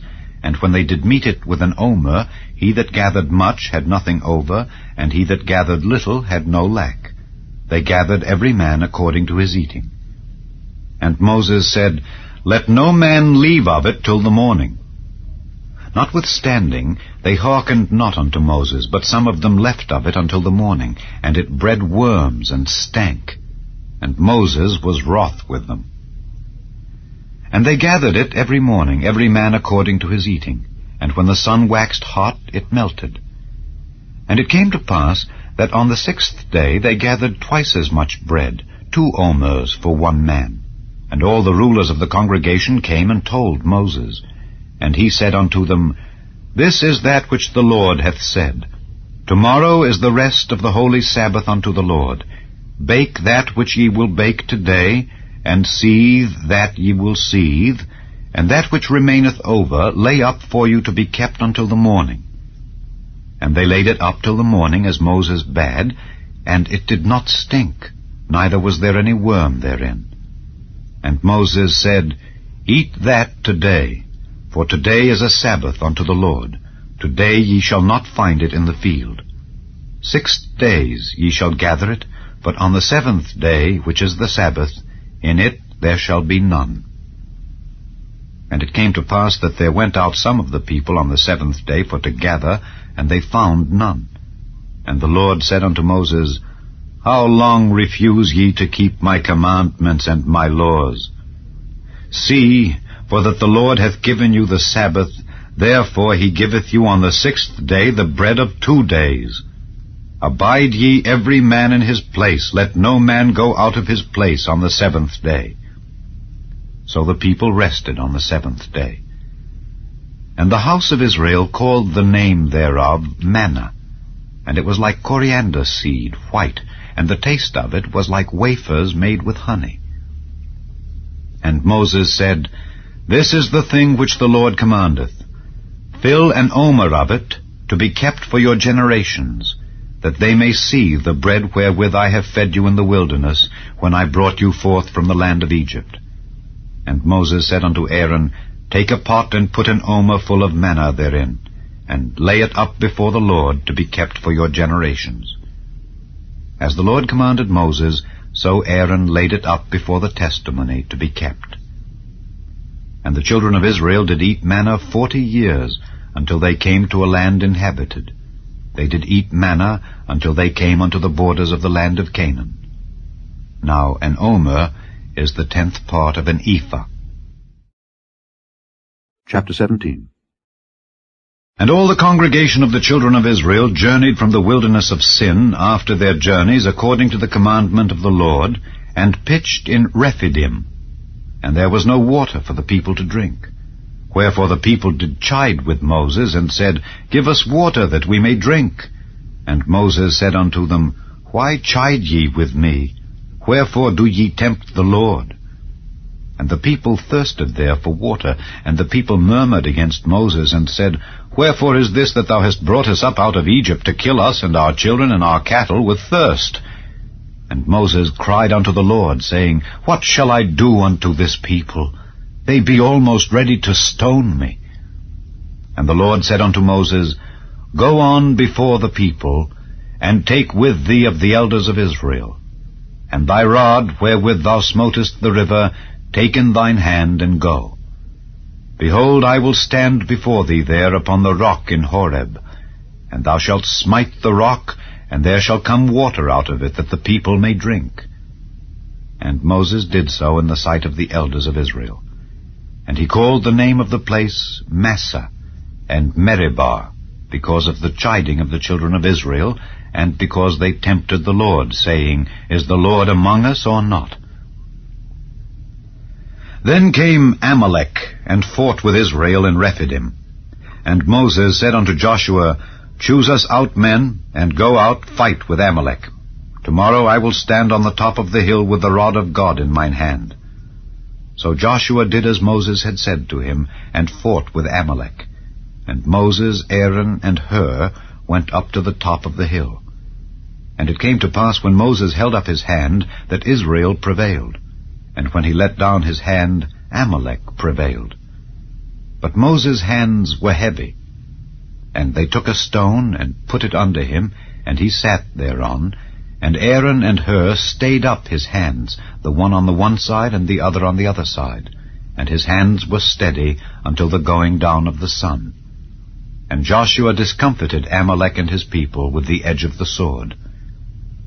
And the Lord said unto Moses, Write this for a memorial in a book, and rehearse it in the ears of Joshua. For I will utterly put out the remembrance of Amalek from under heaven. And Moses built an altar, and called the name of it Jehovah Nissi. For he said, Because the Lord hath sworn that the Lord will have war with Amalek from generation to generation. Chapter 18. When Jethro, the priest of Midian, Moses' father-in-law, heard of all that God had done for Moses and for Israel his people, and that the Lord had brought Israel out of Egypt, then Jethro, Moses' father-in-law, took Zipporah, Moses' wife, after he had sent her back, and her 2 sons, of which the name of the one was Gershom, for he said, I have been an alien in a strange land, and the name of the other was Eliezer, for the God of my father, said he, was mine help, and delivered me from the sword of Pharaoh. And Jethro, Moses' father-in-law, came with his sons and his wife unto Moses into the wilderness, where he encamped at the mount of God. And he said unto Moses, I, thy father-in-law Jethro, am come unto thee, and thy wife and her 2 sons with her. And Moses went out to meet his father-in-law, and did obeisance, and kissed him. And they asked each other of their welfare, and they came into the tent. And Moses told his father-in-law all that the Lord had done unto Pharaoh and to the Egyptians for Israel's sake, and all the travail that had come upon them by the way, and how the Lord delivered them. And Jethro rejoiced for all the goodness which the Lord had done to Israel, whom he had delivered out of the hand of the Egyptians. And Jethro said, Blessed be the Lord, who hath delivered you out of the hand of the Egyptians and out of the hand of Pharaoh, who hath delivered the people from under the hand of the Egyptians. Now I know that the Lord is greater than all gods, for in the thing wherein they dealt proudly, he was above them. And Jethro, Moses' father-in-law, took a burnt offering and sacrifices for God, and Aaron came, and all the elders of Israel, to eat bread with Moses' father-in-law before God. And it came to pass on the morrow that Moses sat to judge the people. And the people stood by Moses from the morning unto the evening. And when Moses' father-in-law saw all that he did to the people, he said, What is this thing that thou doest to the people? Why sittest thou thyself alone, and all the people stand by thee from morning unto even? And Moses said unto his father-in-law, Because the people come unto me to inquire of God. When they have a matter, they come unto me, and I judge between one and another, and I do make them know the statutes of God and his laws. And Moses' father-in-law said unto him, The thing that thou doest is not good. Thou wilt surely wear away, both thou and this people that is with thee, for this thing is too heavy for thee. Thou art not able to perform it thyself alone. Hearken now unto my voice. I will give thee counsel, and God shall be with thee. Be thou for the people to Godward, that thou mayest bring the causes unto God. And thou shalt teach them ordinances and laws, and shalt show them the way wherein they must walk, and the work that they must do. Moreover, thou shalt provide out of all the people able men, such as fear God, men of truth, hating covetousness, and place such over them to be rulers of thousands, and rulers of hundreds, rulers of 50s, and rulers of 10s. And let them judge the people at all seasons. And it shall be that every great matter they shall bring unto thee, but every small matter they shall judge. So shall it be easier for thyself, and they shall bear the burden with thee. If thou shalt do this thing, and God command thee so, then thou shalt be able to endure, and all this people shall also go to their place in peace. So Moses hearkened to the voice of his father-in-law, and did all that he had said. And Moses chose able men out of all Israel, and made them heads over the people, rulers of thousands, rulers of hundreds, rulers of 50s, and rulers of 10s. And they judged the people at all seasons. The hard causes they brought unto Moses, but every small matter they judged themselves. And Moses let his father-in-law depart, and he went his way into his own land. Chapter 19. In the 3rd month, when the children of Israel were gone forth out of the land of Egypt, the same day came they into the wilderness of Sinai. For they were departed from Rephidim, and were come to the desert of Sinai, and had pitched in the wilderness. And there Israel camped before the mount. And Moses went up unto God, and the Lord called unto him out of the mountain, saying, Thus shalt thou say to the house of Jacob, and tell the children of Israel, Ye have seen what I did unto the Egyptians, and how I bare you on eagle's wings, and brought you unto myself. Now therefore, if ye will obey my voice indeed, and keep my covenant, then ye shall be a peculiar treasure unto me above all people, for all the earth is mine. And ye shall be unto me a kingdom of priests, and an holy nation. These are the words which thou shalt speak unto the children of Israel. And Moses came and called for the elders of the people, and laid before their faces all these words which the Lord commanded him. And all the people answered together, and said, All that the Lord hath spoken we will do. And Moses returned the words of the people unto the Lord. And the Lord said unto Moses, Lo, I come unto thee in a thick cloud, that the people may hear when I speak with thee, and believe thee forever. And Moses told the words of the people unto the Lord. And the Lord said unto Moses, Go unto the people, and sanctify them today and tomorrow, and let them wash their clothes, and be ready against the 3rd day. For the 3rd day the Lord will come down in the sight of all the people upon Mount Sinai. And thou shalt set bounds unto the people round about, saying, Take heed to yourselves, that ye go not up into the mount, or touch the border of it. Whosoever toucheth the mount shall be surely put to death. There shall not an hand touch it, but he shall surely be stoned or shot through. Whether it be beast or man, it shall not live. When the trumpet soundeth long, they shall come up to the mount. And Moses went down from the mount unto the people, and sanctified the people, and they washed their clothes. And he said unto the people, Be ready against the 3rd day. come not at your wives. And it came to pass on the 3rd day in the morning, that there were thunders and lightnings, and a thick cloud upon the mount, and the voice of the trumpet exceeding loud, so that all the people that was in the camp trembled. And Moses brought forth the people out of the camp to meet with God, and they stood at the nether part of the mount. And Mount Sinai was altogether on a smoke, because the Lord descended upon it in fire, and the smoke thereof ascended as the smoke of a furnace, and the whole mount quaked greatly. And when the voice of the trumpet sounded long, and waxed louder and louder, Moses spake, and God answered him by a voice. And the Lord came down upon Mount Sinai on the top of the mount. And the Lord called Moses up to the top of the mount, and Moses went up. And the Lord said unto Moses, Go down, charge the people, lest they break through unto the Lord to gaze, and many of them perish. And let the priests also which come near to the Lord sanctify themselves, lest the Lord break forth upon them. And Moses said unto the Lord, The people cannot come up to Mount Sinai, for thou chargedst us, saying, Set bounds about the mount, and sanctify it. And the Lord said unto him, Away, get thee down, and thou shalt come up, thou and Aaron with thee. But let not the priests and the people break through to come up unto the Lord, lest he break forth upon them. So Moses went down unto the people, and spake unto them. Chapter 20. And God spake all these words, saying, I am the Lord thy God, which have brought thee out of the land of Egypt, out of the house of bondage. Thou shalt have no other gods before me. Thou shalt not make unto thee any graven image, or any likeness of anything that is in heaven above, or that is in the earth beneath, or that is in the water under the earth. Thou shalt not bow down thyself to them, nor serve them.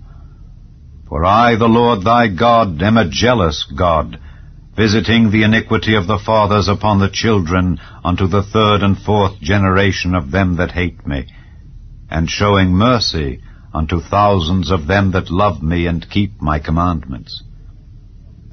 Thou shalt not take the name of the Lord thy God in vain, for the Lord will not hold him guiltless that taketh his name in vain. Remember the Sabbath day to keep it holy. 6 days shalt thou labor and do all thy work, but the 7th day is the Sabbath of the Lord thy God. In it thou shalt not do any work, thou, nor thy son, nor thy daughter, thy manservant, nor thy maidservant, nor thy cattle, nor thy stranger that is within thy gates. For in 6 days the Lord made heaven and earth, the sea, and all that in them is, and rested the 7th day. Wherefore the Lord blessed the Sabbath day, and hallowed it.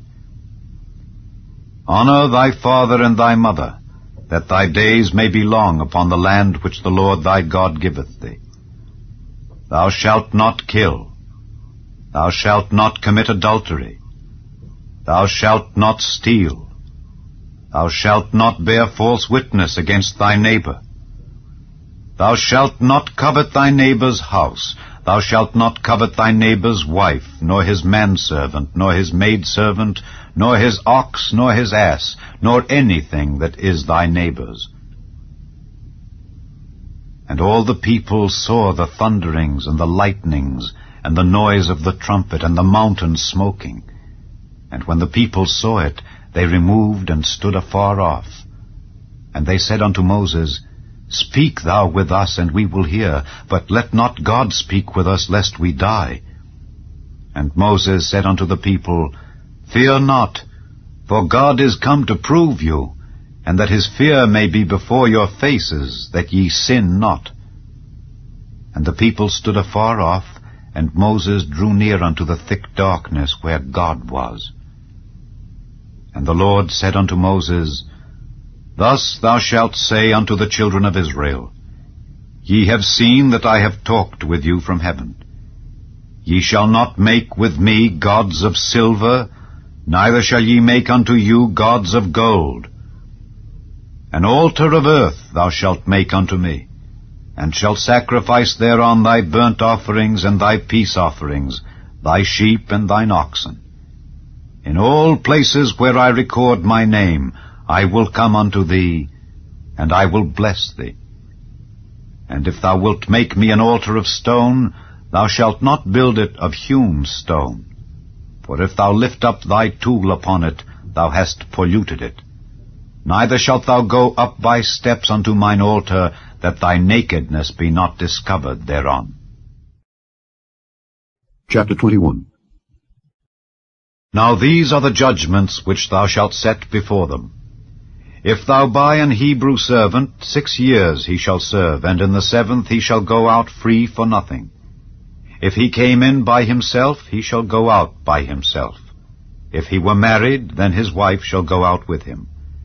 If his master have given him a wife, and she have borne him sons or daughters, the wife and her children shall be her master's, and he shall go out by himself.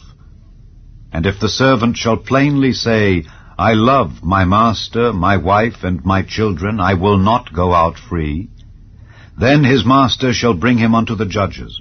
He shall also bring him to the door, or unto the doorpost, and his master shall bore his ear through with an awl, and he shall serve him forever.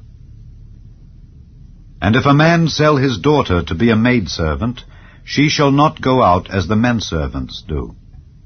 If she please not her master, who hath betrothed her to himself, then shall he let her be redeemed. To sell her unto a strange nation he shall have no power, seeing he hath dealt deceitfully with her. And if he have betrothed her unto his son, he shall deal with her after the manner of daughters. If he take him another wife, her food, her raiment, and her duty of marriage shall he not diminish. And if he do not these 3 unto her, then shall she go out free without money. He that smiteth a man so that he die shall be surely put to death. And if a man lie not in wait, but God deliver him into his hand, then I will appoint thee a place whither he shall flee. But if a man come presumptuously upon his neighbor to slay him with guile, thou shalt take him from mine altar, that he may die. And he that smiteth his father or his mother shall be surely put to death. And he that stealeth a man and selleth him, or if he be found in his hand, he shall surely be put to death. And he that curseth his father or his mother shall surely be put to death.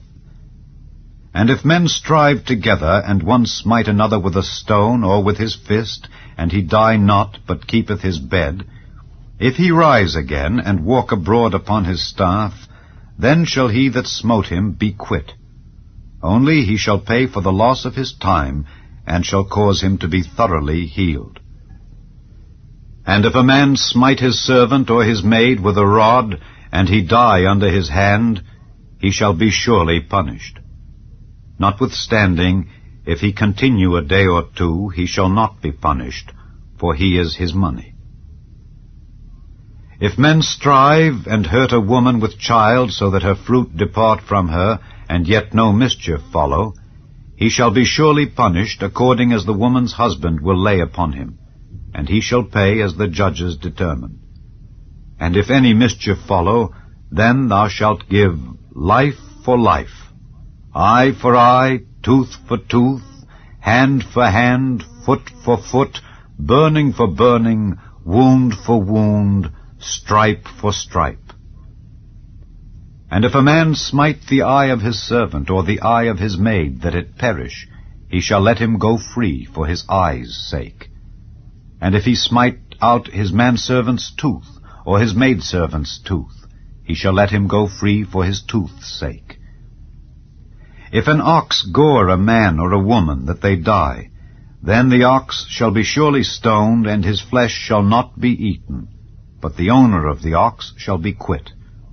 But if the ox were wont to push with his horn in time past, and it hath been testified to his owner, and he hath not kept him in, but that he hath killed a man or a woman, the ox shall be stoned, and his owner also shall be put to death.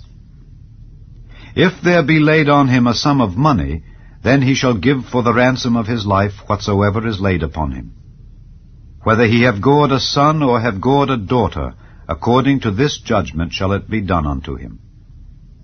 If the ox shall push a manservant or a maidservant, he shall give unto their master 30 shekels of silver, and the ox shall be stoned. And if a man shall open a pit, or if a man shall dig a pit, and not cover it, and an ox or an ass fall therein, the owner of the pit shall make it good, and give money unto the owner of them, and the dead beast shall be his. And if one man's ox hurt another's that he die, then they shall sell the live ox, and divide the money of it, and the dead ox also they shall divide. Or if it be known that the ox hath used to push in time past, and his owner hath not kept him in, he shall surely pay ox for ox, and the dead shall be his own. Chapter 22. If a man shall steal an ox or a sheep, and kill it or sell it, he shall restore 5 oxen for an ox, and 4 sheep for a sheep. If a thief be found breaking up, and be smitten that he die, there shall no blood be shed for him. If the sun be risen upon him, there shall be blood shed for him, for he should make full restitution. If he have nothing, then he shall be sold for his theft. If the theft be certainly found in his hand alive, whether it be ox or ass or sheep, he shall restore double. If a man shall cause a field or vineyard to be eaten, and shall put in his beast, and shall feed in another man's field, of the best of his own field and of the best of his own vineyard shall he make restitution. If fire break out and catch in thorns, so that the stacks of corn or the standing corn or the field be consumed therewith, he that kindled the fire shall surely make restitution. If a man shall deliver unto his neighbor money or stuff to keep, and it be stolen out of the man's house, if the thief be found, let him pay double. If the thief be not found, then the master of the house shall be brought unto the judges to see whether he have put his hand unto his neighbor's goods. For all manner of trespass, whether it be for ox, for ass, for sheep, for raiment, or for any manner of lost thing which another challengeth to be his, the cause of both parties shall come before the judges, and whom the judges shall condemn, he shall pay double unto his neighbor. If a man deliver unto his neighbor an ass, or an ox, or a sheep, or any beast to keep, and it die, or be hurt, or driven away, no man seeing it, then shall an oath of the Lord be between them both, that he hath not put his hand unto his neighbor's goods, and the owner of it shall accept thereof, and he shall not make it good. And if it be stolen from him, he shall make restitution unto the owner thereof. If it be torn in pieces, then let him bring it for witness, and he shall not make good that which was torn. And if a man borrow aught of his neighbor, and it be hurt or die, the owner thereof being not with it, he shall surely make it good. But if the owner thereof be with it, he shall not make it good. If it be an hired thing, it came for his hire. And if a man entice a maid that is not betrothed, and lie with her, he shall surely endow her to be his wife. If her father utterly refuse to give her unto him, he shall pay money according to the dowry of virgins. Thou shalt not suffer a witch to live. Whosoever lieth with a beast shall surely be put to death. He that sacrificeth unto any god save unto the Lord only, he shall be utterly destroyed. Thou shalt neither vex a stranger nor oppress him, for ye were strangers in the land of Egypt. Ye shall not afflict any widow or fatherless child. If thou afflict them in any wise, and they cry at all unto me, I will surely hear their cry, and my wrath shall wax hot, and I will kill you with the sword, and your wives shall be widows, and your children fatherless.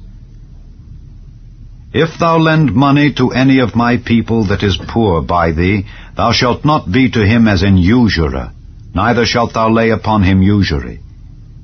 If thou at all take thy neighbor's raiment to pledge, thou shalt deliver it unto him by that the sun goeth down. For that is his covering only, It is his raiment for his skin. Wherein shall he sleep? And it shall come to pass, when he crieth unto me, that I will hear, for I am gracious. Thou shalt not revile the gods, nor curse the ruler of thy people. Thou shalt not delay to offer the first of thy ripe fruits and of thy liquors. The firstborn of thy sons shalt thou give unto me. Likewise shalt thou do with thine oxen and with thy sheep. 7 days it shall be with his dam. On the 8th day thou shalt give it me. And ye shall be holy men unto me. Neither shall ye eat any flesh that is torn of beasts in the field. Ye shall cast it to the dogs. Chapter 23. Thou shalt not raise a false report. Put not thine hand with the wicked to be an unrighteous witness. Thou shalt not follow a multitude to do evil, neither shalt thou speak in a cause to decline after many to wrest judgment. Neither shalt thou countenance a poor man in his cause. If thou meet thine enemy's ox or his ass going astray, thou shalt surely bring it back to him again. If thou see the ass of him that hateth thee lying under his burden, and wouldest forbear to help him, thou shalt surely help with him. Thou shalt not wrest the judgment of thy poor in his cause. Keep thee far from a false matter, and the innocent and righteous slay thou not, for I will not justify the wicked. And thou shalt take no gift, for the gift blindeth the wise, and perverteth the words of the righteous. Also thou shalt not oppress a stranger, for ye know the heart of a stranger, seeing ye were strangers in the land of Egypt. And 6 years thou shalt sow thy land, and shalt gather in the fruits thereof. But the 7th year thou shalt let it rest and lie still, that the poor of thy people may eat, and what they leave the beasts of the field shall eat. In like manner thou shalt deal with thy vineyard and with thy olive yard. 6 days thou shalt do thy work, and on the 7th day thou shalt rest, that thine ox and thine ass may rest, and the son of thy handmaid and the stranger may be refreshed. And in all things that I have said unto you, be circumspect, and make no mention of the name of other gods, neither let it be heard out of thy mouth. 3 times thou shalt keep a feast unto me in the year. Thou shalt keep the feast of unleavened bread. Thou shalt eat unleavened bread 7 days, as I commanded thee, in the time appointed of the month Abib, for in it thou camest out from Egypt, and none shall appear before me empty. And the feast of harvest, the first fruits of thy labors which thou hast sown in the field, and the feast of ingathering, which is in the end of the year, when thou hast gathered in thy labors out of the field. 3 times in the year all thy males shall appear before the Lord God. Thou shalt not offer the blood of my sacrifice with leavened bread, neither shall the fat of my sacrifice remain until the morning. The first of the first fruits of thy land thou shalt bring into the house of the Lord thy God. Thou shalt not see the kid in his mother's milk. Behold, I send an angel before thee to keep thee in the way, and to bring thee into the place which I have prepared. Beware of him, and obey his voice. Provoke him not, for he will not pardon your transgressions, for my name is in him. But if thou shalt indeed obey his voice, and do all that I speak, then I will be an enemy unto thine enemies, and an adversary unto thine adversaries. For mine angel shall go before thee, and bring thee in unto the Amorites, and the Hittites, and the Perizzites, and the Canaanites, and the Hivites, and the Jebusites, and I will cut them off. Thou shalt not bow down to their gods, nor serve them, nor do after their works, but thou shalt utterly overthrow them, and quite break down their images. And ye shall serve the Lord your God, and he shall bless thy bread and thy water, and I will take sickness away from the midst of thee. There shall nothing cast their young, nor be barren in thy land. The number of thy days I will fulfill. I will send my fear before thee, and will destroy all the people to whom thou shalt come, and I will make all thine enemies turn their backs unto thee. And I will send hornets before thee, which shall drive out the Hivite, the Canaanite, and the Hittite from before thee. I will not drive them out from before thee in 1 year, lest the land become desolate, and the beast of the field multiply against thee. By little and little I will drive them out from before thee, until thou be increased, and inherit the land.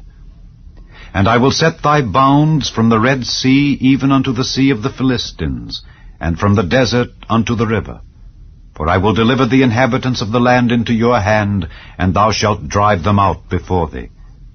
Thou shalt make no covenant with them, nor with their gods. They shall not dwell in thy land, lest they make thee sin against me. For if thou serve their gods, it will surely be a snare unto thee. Chapter 24. And he said unto Moses, Come up unto the Lord, thou and Aaron, Nadab and Abihu, and 70 of the elders of Israel, and worship ye afar off. And Moses alone shall near the Lord, but they shall not come nigh, neither shall the people go up with him. And Moses came and told the people all the words of the Lord and all the judgments, and all the people answered with one voice and said, All the words which the Lord hath said will we do. And Moses wrote all the words of the Lord, and rose up early in the morning, and builded an altar under the hill, and 12 pillars according to the 12 tribes of Israel. And he sent young men of the children of Israel, which offered burnt offerings and sacrificed peace offerings of oxen unto the Lord. And Moses took half of the blood, and put it in basins, and half of the blood he sprinkled on the altar. And he took the book of the covenant, and read in the audience of the people. And they said, All that the Lord hath said will we do, and be obedient. And Moses took the blood and sprinkled it on the people, and said, Behold the blood of the covenant which the Lord hath made with you concerning all these words. Then went up Moses and Aaron, Nadab and Abihu, and 70 of the elders of Israel, and they saw the God of Israel. And there was under his feet as it were a paved work of a sapphire stone, and as it were the body of heaven in his clearness. And upon the nobles of the children of Israel he laid not his hand. Also they saw God, and did eat and drink. And the Lord said unto Moses, Come up to me into the mount, and be there. And I will give thee tables of stone, and a law and commandments which I have written, that thou mayest teach them. And Moses rose up, and his minister Joshua, and Moses went up into the mount of God. And he said unto the elders, Tarry ye here for us until we come again unto you. And behold, Aaron and Hur are with you. If any man have any matters to do, let him come unto them. And Moses went up into the mount, and a cloud covered the mount. And the glory of the Lord abode upon Mount Sinai, and the cloud covered it 6 days. And the 7th day he called unto Moses out of the midst of the cloud. And the sight of the glory of the Lord was like devouring fire on the top of the mount in the eyes of the children of Israel. And Moses went into the midst of the cloud, and gat him up into the mount. And Moses was in the mount 40 days and 40 nights. Chapter 25. And the Lord spake unto Moses, saying, Speak unto the children of Israel, that they bring me an offering. Of every man that giveth it willingly with his heart ye shall take my offering. And this is the offering which ye shall take of them: gold and silver and brass and blue and purple and scarlet and fine linen and goat's hair, and rams' skins dyed red, and badgers' skins and shittim wood, oil for the light, spices for anointing oil and for sweet incense, onyx stones and stones to be set in the ephod and in the breastplate. And let them make me a sanctuary, that I may dwell among them. According to all that I show thee, after the pattern of the tabernacle and the pattern of all the instruments thereof, even so shall ye make it. And they shall make an ark of shittim wood. 2 cubits and a half shall be the length thereof, and 1 cubit and a half the breadth thereof, and 1 cubit and a half the height thereof. And thou shalt overlay it with pure gold, within and without shalt thou overlay it, and shalt make upon it a crown of gold round about. And thou shalt cast 4 rings of gold for it, and put them in the 4 corners thereof. And 2 rings shall be in the one side of it, and 2 rings in the other side of it. And thou shalt make staves of shittim wood, and overlay them with gold. And thou shalt put the staves into the rings by the sides of the ark, that the ark may be borne with them. The staves shall be in the rings of the ark, they shall not be taken from it. And thou shalt put into the ark the testimony which I shall give thee. And thou shalt make a mercy seat of pure gold. 2 cubits and a half shall be the length thereof, and 1 cubit and a half the breadth thereof. And thou shalt make 2 cherubims of gold, of beaten work shalt thou make them, in the 2 ends of the mercy seat. And make 1 cherub on the one end, and the other cherub on the other end. Even of the mercy seat shall ye make the cherubims on the 2 ends thereof. And the cherubim shall stretch forth their wings on high, covering the mercy seat with their wings, and their faces shall look one to another. Toward the mercy seat shall the faces of the cherubims be. And thou shalt put the mercy seat above upon the ark, and in the ark thou shalt put the testimony that I shall give thee. And there I will meet with thee, and I will commune with thee from above the mercy seat, from between the 2 cherubims which are upon the ark of the testimony, of all things which I will give thee in commandment unto the children of Israel. Thou shalt also make a table of shittim wood. 2 cubits shall be the length thereof, and 1 cubit the breadth thereof, and 1 cubit and a half the height thereof. And thou shalt overlay it with pure gold, and make thereto a crown of gold round about. And thou shalt make unto it a border of an hand breadth round about, and thou shalt make a golden crown to the border thereof round about.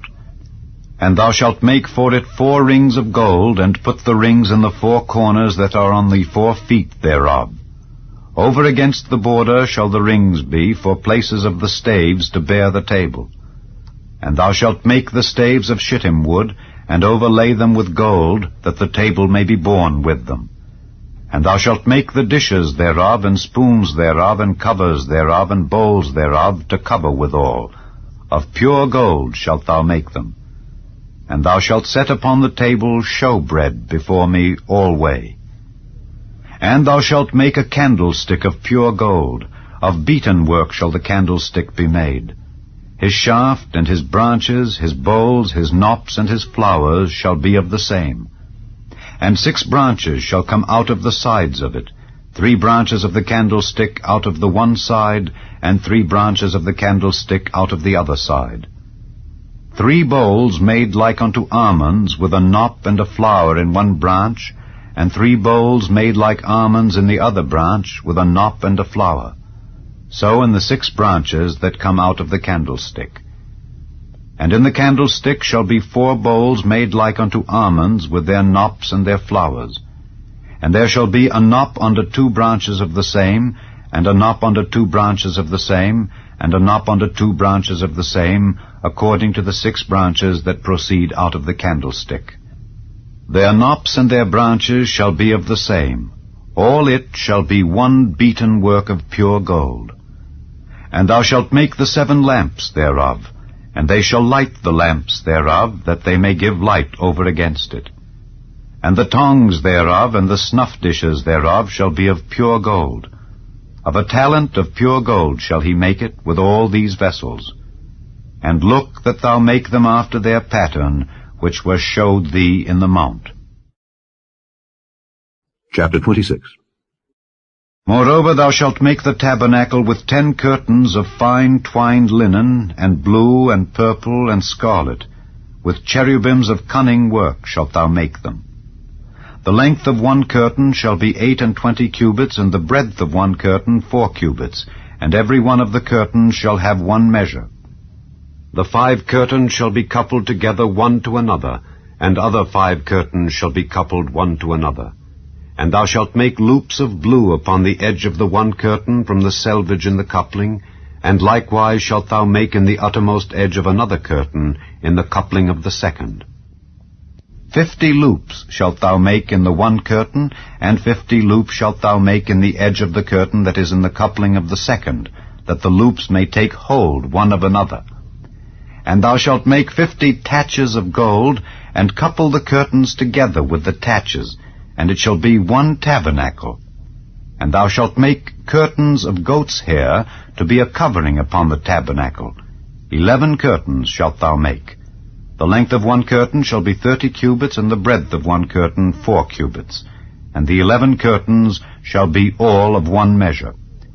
And thou shalt couple 5 curtains by themselves, and 6 curtains by themselves, and shalt double the 6th curtain in the forefront of the tabernacle. And thou shalt make 50 loops on the edge of the one curtain that is outmost in the coupling, and 50 loops in the edge of the curtain which coupleth the second. And thou shalt make 50 taches of brass, and put the taches into the loops, and couple the tent together, that it may be one. And the remnant that remaineth of the curtains of the tent, the half curtain that remaineth, shall hang over the back side of the tabernacle.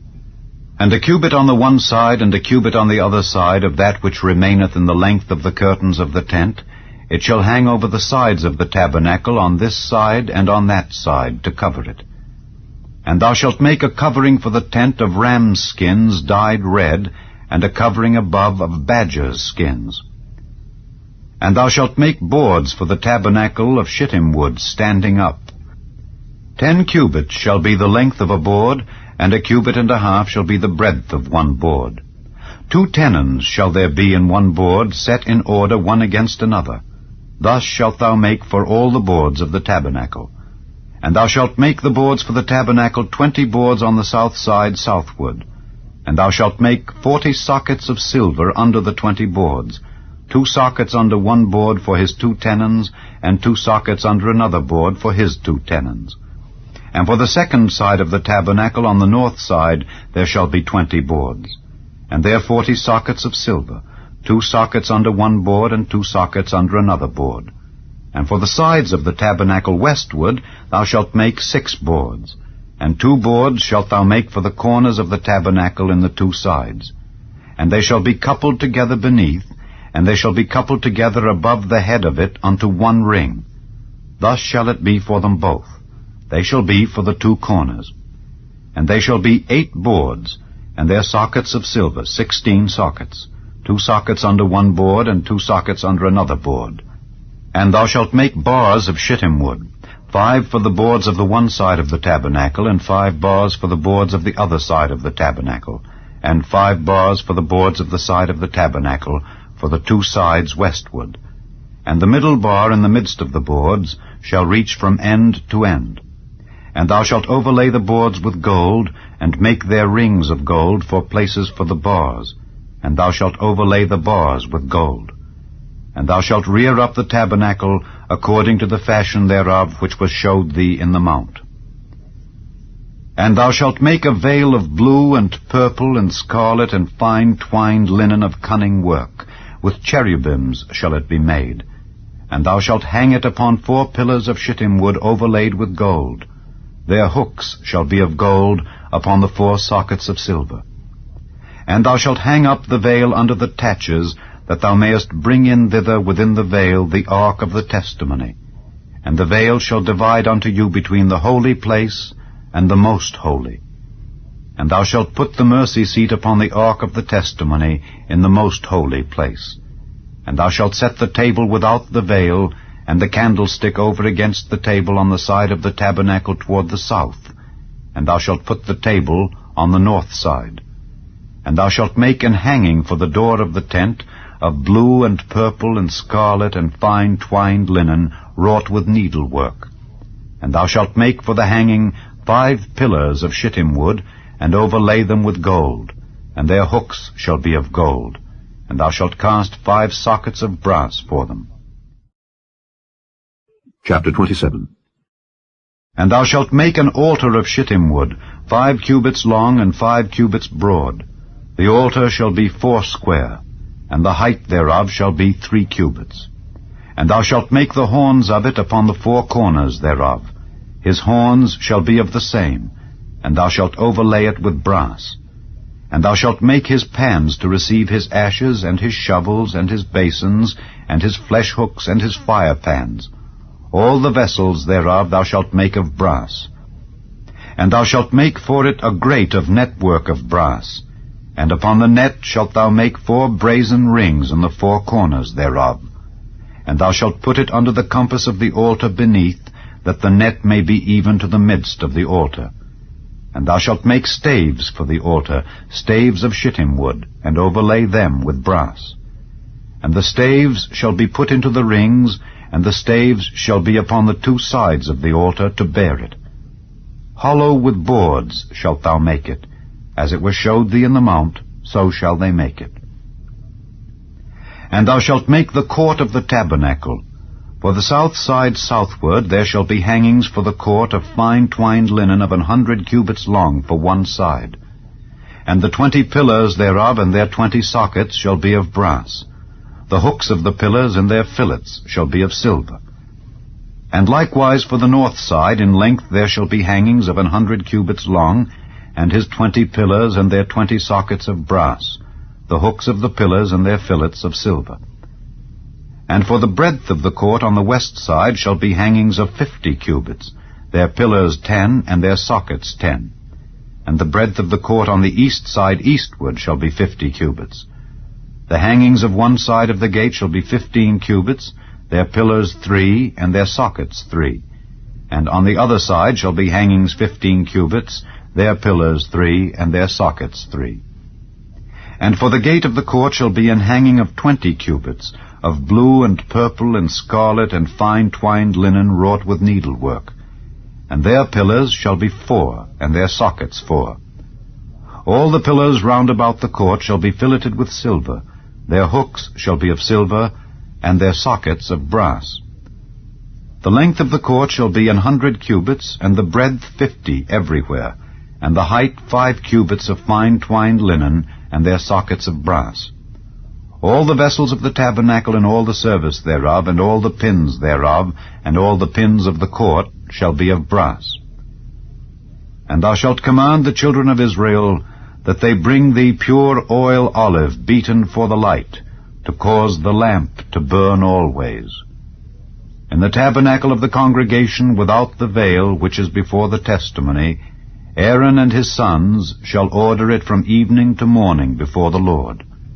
It shall be a statute forever unto their generations on the behalf of the children of Israel. Chapter 28. And take thou unto thee Aaron thy brother and his sons with him from among the children of Israel, that he may minister unto me in the priest's office, even Aaron, Nadab, and Abihu, Eleazar, and Ithamar, Aaron's sons. And thou shalt make holy garments for Aaron thy brother, for glory and for beauty. And thou shalt speak unto all that are wise-hearted, whom I have filled with the spirit of wisdom, that they may make Aaron's garments to consecrate him, that he may minister unto me in the priest's office. And these are the garments which they shall make: a breastplate, and an ephod, and a robe, and a broidered coat, a mitre, and a girdle. And they shall make holy garments for Aaron thy brother and his sons, that he may minister unto me in the priest's office. And they shall take gold, and blue, and purple, and scarlet, and fine linen.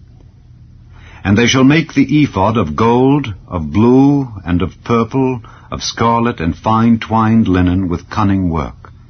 It shall have the 2 shoulder pieces thereof joined at the 2 edges thereof, and so it shall be joined together. And the curious girdle of the ephod which is upon it shall be of the same, according to the work thereof, even of gold, of blue, and purple, and scarlet, and fine twined linen. And thou shalt take 2 onyx stones, and grave on them the names of the children of Israel, 6 of their names on one stone, and the other 6 names of the rest on the other stone, according to their birth. With the work of an engraver in stone, like the engravings of a signet, shalt thou engrave the 2 stones with the names of the children of Israel. thou shalt make them to be set in ouches of gold. And thou shalt put the 2 stones upon the shoulders of the ephod for stones of memorial unto the children of Israel. And Aaron shall bear their names before the Lord upon his 2 shoulders for a memorial. And thou shalt make ouches of gold, and 2 chains of pure gold at the ends. Of wreathen work shalt thou make them, and fasten the wreathen chains to the ouches. And thou shalt make the breastplate of judgment with cunning work. After the work of the ephod thou shalt make it, of gold, of blue, and of purple, and of scarlet, and of fine twined linen shalt thou make it. 4 square it shall be, being doubled. A span shall be the length thereof, and a span shall be the breadth thereof. And thou shalt set in it settings of stones, even 4 rows of stones. The first row shall be a sardius, a topaz, and a carbuncle. This shall be the first row. And the second row shall be an emerald, a sapphire, and a diamond. And the third row a ligure, an agate, and an amethyst. And the 4th row a beryl, and an onyx, and a jasper. They shall be set in gold in their enclosings. And the stones shall be with the names of the children of Israel, 12 according to their names, like the engravings of a signet. Every one with his name shall they be according to the 12 tribes. And thou shalt make upon the breastplate chains at the ends of wreathen work of pure gold. And thou shalt make upon the breastplate 2 rings of gold, and shalt put the 2 rings on the 2 ends of the breastplate. And thou shalt put the 2 wreathen chains of gold in the 2 rings which are on the ends of the breastplate. And the other 2 ends of the 2 wreathen chains thou shalt fasten in the 2 ouches, and put them on the shoulder pieces of the ephod before it. And thou shalt make 2 rings of gold, and thou shalt put them upon the 2 ends of the breastplate in the border thereof, which is in the side of the ephod inward. And 2 other rings of gold thou shalt make, and shalt put them on the 2 sides of the ephod underneath, toward the forepart thereof, over against the other coupling thereof, above the curious girdle of the ephod. And they shall bind the breastplate by the rings thereof unto the rings of the ephod with a lace of blue, that it may be above the curious girdle of the ephod, and that the breastplate be not loosed from the ephod. And Aaron shall bear the names of the children of Israel in the breastplate of judgment upon his heart, when he goeth in unto the holy place, for a memorial before the Lord continually. And thou shalt put in the breastplate of judgment the Urim and the Thummim, and they shall be upon Aaron's heart when he goeth in before the Lord. And Aaron shall bear the judgment of the children of Israel upon his heart before the Lord continually. And thou shalt make the robe of the ephod all of blue, and there shall be an hole in the top of it in the midst thereof. It shall have a binding of woven work round about the whole of it, as it were the hole of an habergeon, that it be not rent. And beneath upon the hem of it thou shalt make pomegranates of blue, and of purple, and of scarlet round about the hem thereof, and bells of gold between them round about, a golden bell and a pomegranate, a golden bell and a pomegranate upon the hem of the robe round about. And it shall be upon Aaron to minister, and his sound shall be heard when he goeth in unto the holy place before the Lord, and when he cometh out, that he die not. And thou shalt make a plate of pure gold, and grave upon it, like the engravings of a signet, Holiness to the Lord. And thou shalt put it on a blue lace, that it may be upon the mitre, upon the forefront of the mitre it shall be. And it shall be upon Aaron's forehead, that Aaron may bear the iniquity of the holy things which the children of Israel shall hallow in all their holy gifts. And it shall be always upon his forehead, that they may be accepted before the Lord. And thou shalt embroider the coat of fine linen, and thou shalt make the mitre of fine linen, and thou shalt make the girdle of needlework. And for Aaron's sons thou shalt make coats, and thou shalt make for them girdles, and bonnets shalt thou make for them, for glory and for beauty. And thou shalt put them upon Aaron thy brother, and his sons with him, and shalt anoint them, and consecrate them, and sanctify them, that they may minister unto me in the priest's office. And thou shalt make them linen breeches to cover their nakedness. From the loins even unto the thighs they shall reach. And they shall be upon Aaron and upon his sons, when they come in unto the tabernacle of the congregation, or when they come near unto the altar to minister in the holy place, that they bear not iniquity and die. It shall be a statute forever unto him and his seed after him. Chapter 29. And this is the thing that thou shalt do unto them to hallow them, to minister unto me in the priest's office. Take 1 young bullock and 2 rams without blemish, and unleavened bread, and cakes unleavened tempered with oil, and wafers unleavened anointed with oil. Of wheaten flour shalt thou make them. And thou shalt put them into 1 basket, and bring them in the basket with the bullock and the 2 rams. And Aaron and his sons thou shalt bring unto the door of the tabernacle of the congregation, and shalt wash them with water. And thou shalt take the garments, and put upon Aaron the coat, and the robe of the ephod, and the breastplate, and gird him with the curious girdle of the ephod. And thou shalt put the mitre upon his head, and put the holy crown upon the mitre. Then shalt thou take the anointing oil, and pour it upon his head, and anoint him. And thou shalt bring his sons, and put coats upon them. And thou shalt gird them with girdles, Aaron and his sons, and put the bonnets on them. And the priest's office shall be theirs for a perpetual statute, and thou shalt consecrate Aaron and his sons. And thou shalt cause a bullock to be brought before the tabernacle of the congregation, and Aaron and his sons shall put their hands upon the head of the bullock. And thou shalt kill the bullock before the Lord by the door of the tabernacle of the congregation. And thou shalt take of the blood of the bullock, and put it upon the horns of the altar with thy finger, and pour all the blood beside the bottom of the altar.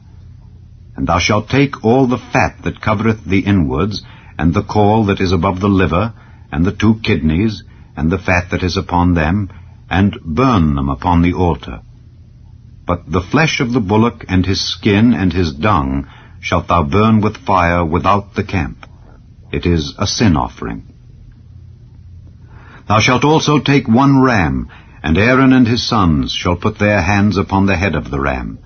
And thou shalt slay the ram, and thou shalt take his blood, and sprinkle it round about upon the altar. And thou shalt cut the ram in pieces, and wash the inwards of him and his legs, and put them unto his pieces, and unto his head. And thou shalt burn the whole ram upon the altar. It is a burnt offering unto the Lord.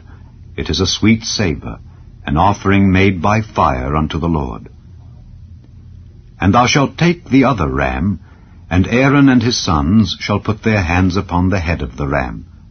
Then shalt thou kill the ram, and take of his blood, and put it upon the tip of the right ear of Aaron, and upon the tip of the right ear of his sons, and upon the thumb of their right hand, and upon the great toe of their right foot, and sprinkle the blood upon the altar round about. And thou shalt take of the blood that is upon the altar, and of the anointing oil, and sprinkle it upon Aaron, and upon his garments, and upon his sons, and upon the garments of his sons with him. And he shall be hallowed, and his garments, and his sons' garments with him. Also thou shalt take of the ram the fat and the rump, and the fat that covereth the inwards, and the caul above the liver, and the 2 kidneys, and the fat that is upon them, and the right shoulder, for it is a ram of consecration. And 1 loaf of bread, and 1 cake of oiled bread, and 1 wafer out of the basket of the unleavened bread that is before the Lord. And thou shalt put all in the hands of Aaron, and in the hands of his sons, and shalt wave them for a wave offering before the Lord. And thou shalt receive them of their hands, and burn them upon the altar for a burnt offering, for a sweet savour before the Lord. It is an offering made by fire unto the Lord. And thou shalt take the breast of the ram of Aaron's consecration, and wave it for a wave offering before the Lord. And it shall be thy part. And thou shalt sanctify the breast of the wave offering, and the shoulder of the heave offering, which is waved, and which is heaved up, of the ram of the consecration, even of that which is for Aaron, and of that which is for his sons. And it shall be Aaron's and his sons by a statute forever from the children of Israel. for it is an heave offering, and it shall be an heave offering from the children of Israel of the sacrifice of their peace offerings, even their heave offering unto the Lord. And the holy garments of Aaron shall be his sons after him, to be anointed therein, and to be consecrated in them. And that son that is priest in his stead shall put them on 7 days, when he cometh into the tabernacle of the congregation to minister in the holy place. And thou shalt take the ram of the consecration, and seethe his flesh in the holy place. And Aaron and his sons shall eat the flesh of the ram, and the bread that is in the basket by the door of the tabernacle of the congregation. And they shall eat those things wherewith the atonement was made, to consecrate and to sanctify them. But a stranger shall not eat thereof, because they are holy. And if aught of the flesh of the consecrations or of the bread remain unto the morning, then thou shalt burn the remainder with fire. It shall not be eaten, because it is holy. And thus shalt thou do unto Aaron and to his sons, according to all things which I have commanded thee. 7 days shalt thou consecrate them. And thou shalt offer every day a bullock for a sin offering for atonement. And thou shalt cleanse the altar when thou hast made an atonement for it, and thou shalt anoint it to sanctify it. 7 days thou shalt make an atonement for the altar and sanctify it, and it shall be an altar most holy. Whatsoever toucheth the altar shall be holy. Now this is that which thou shalt offer upon the altar: 2 lambs of the first year, day by day, continually. The one lamb thou shalt offer in the morning, and the other lamb thou shalt offer at even. And with the one lamb 1/10 deal of flour mingled with the 4th part of an hin of beaten oil, and the 4th part of an hin of wine for a drink offering. And the other lamb thou shalt offer at even, and shalt do thereto according to the meat offering of the morning, and according to the drink offering thereof, for a sweet savour, an offering made by fire unto the Lord. This shall be a continual burnt offering throughout your generations at the door of the tabernacle of the congregation before the Lord, where I will meet you to speak there unto thee. And there I will meet with the children of Israel, and the tabernacle shall be sanctified by my glory. And I will sanctify the tabernacle of the congregation and the altar. I will sanctify also both Aaron and his sons to minister to me in the priest's office. And I will dwell among the children of Israel, and will be their God. And they shall know that I am the Lord their God, that brought them forth out of the land of Egypt, that I may dwell among them. I am the Lord their God. Chapter 30. And thou shalt make an altar to burn incense upon. Of shittim wood shalt thou make it. 1 cubit shall be the length thereof, and 1 cubit the breadth thereof. 4 shall it be, and 2 cubits shall be the height thereof.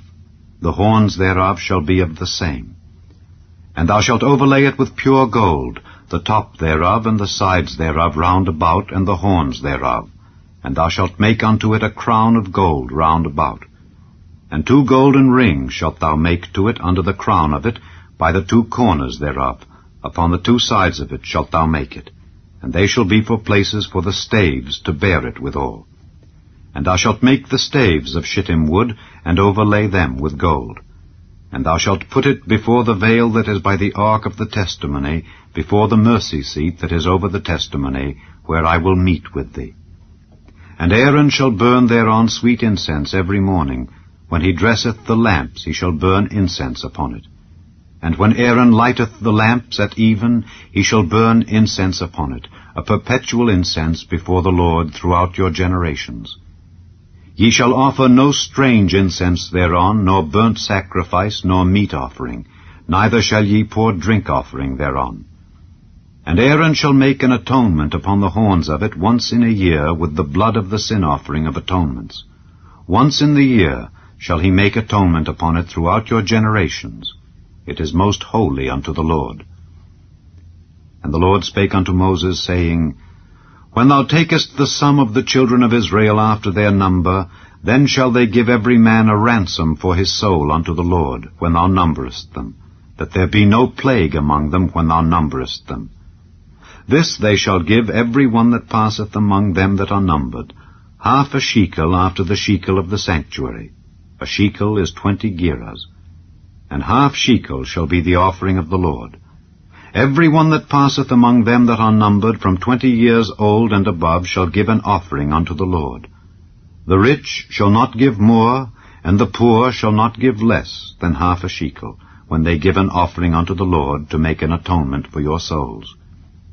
And thou shalt take the atonement money of the children of Israel, and shalt appoint it for the service of the tabernacle of the congregation, that it may be a memorial unto the children of Israel before the Lord, to make an atonement for your souls.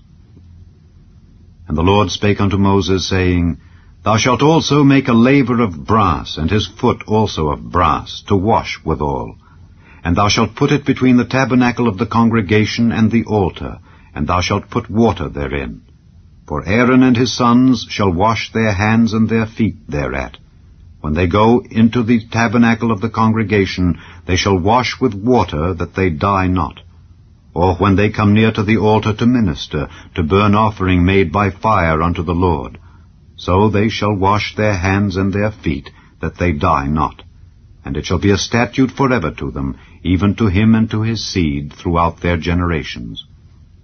Moreover the Lord spake unto Moses, saying, Take thou also unto thee principal spices, of pure myrrh 500 shekels, and of sweet cinnamon half so much, even 250 shekels, and of sweet calamus 250 shekels, and of cassia 500 shekels, after the shekel of the sanctuary, and of oil olive and hin.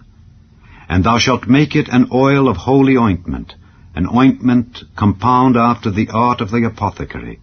It shall be an holy anointing oil.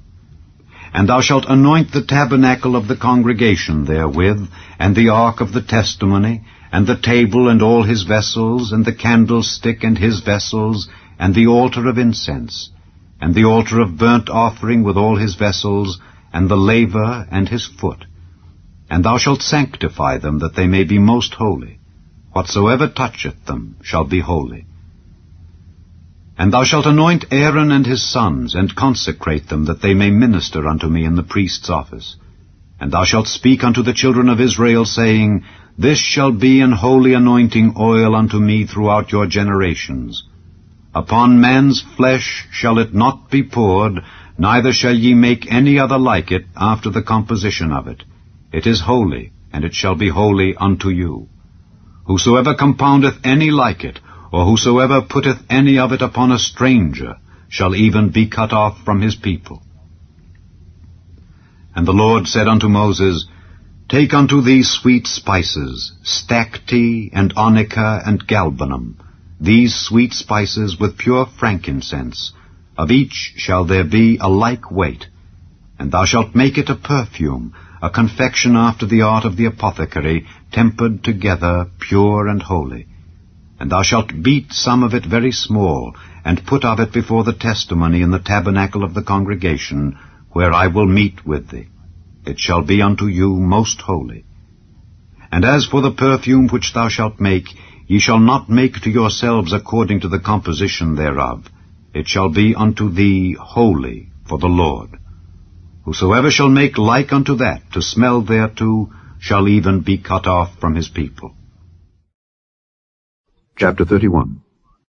And the Lord spake unto Moses, saying, See, I have called by name Bezaleel the son of Uri, the son of Hur, of the tribe of Judah. And I have filled him with the Spirit of God, in wisdom and in understanding and in knowledge and in all manner of workmanship, to devise cunning works, to work in gold and in silver and in brass, and in cutting of stones, to set them, and in carving of timber, to work in all manner of workmanship. And I, behold, I have given with him Aholiab, the son of Ahisamach, of the tribe of Dan. And in the hearts of all that are wise-hearted I have put wisdom, that they may make all that I have commanded thee. The tabernacle of the congregation, and the ark of the testimony, and the mercy seat that is thereupon, and all the furniture of the tabernacle, and the table and his furniture, and the pure candlestick with all his furniture, and the altar of incense, and the altar of burnt offering with all his furniture, and the laver and his foot, and the cloths of service, and the holy garments for Aaron the priest, and the garments of his sons, to minister in the priest's office, and the anointing oil, and sweet incense for the holy place. According to all that I have commanded thee shall they do.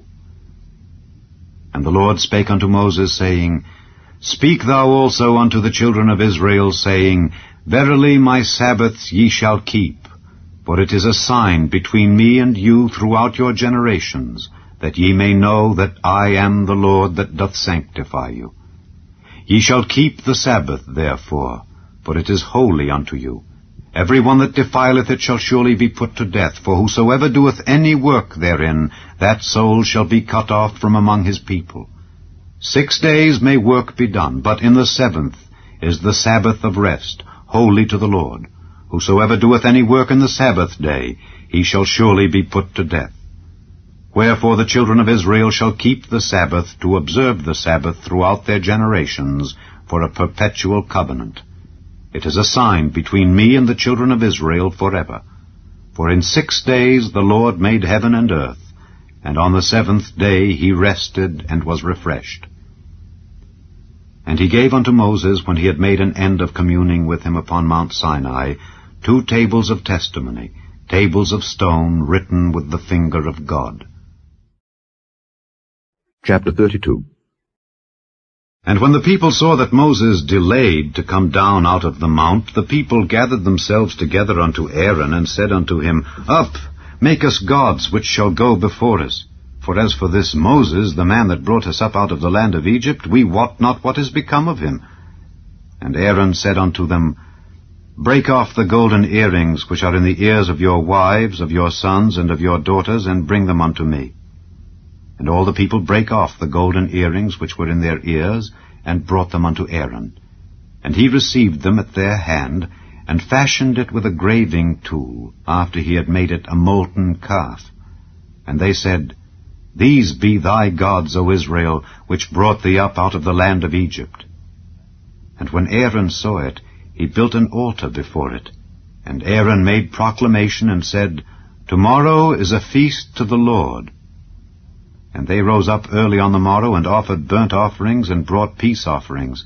And the people sat down to eat and to drink, and rose up to play.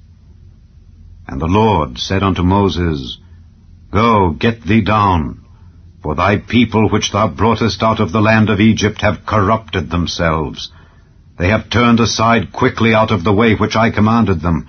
They have made them a molten calf, and have worshipped it, and have sacrificed thereunto, and said, These be thy gods, O Israel, which have brought thee up out of the land of Egypt. And the Lord said unto Moses, I have seen this people, and behold, it is a stiff-necked people. Now therefore let me alone, that my wrath may wax hot against them, and that I may consume them, and I will make of thee a great nation.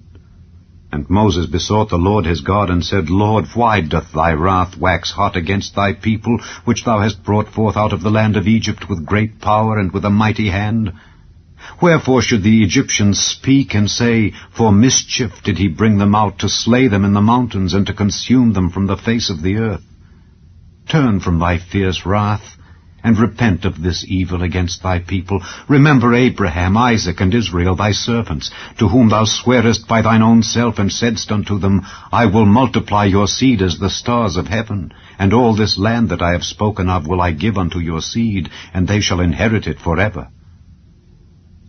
And the Lord repented of the evil which he thought to do unto his people.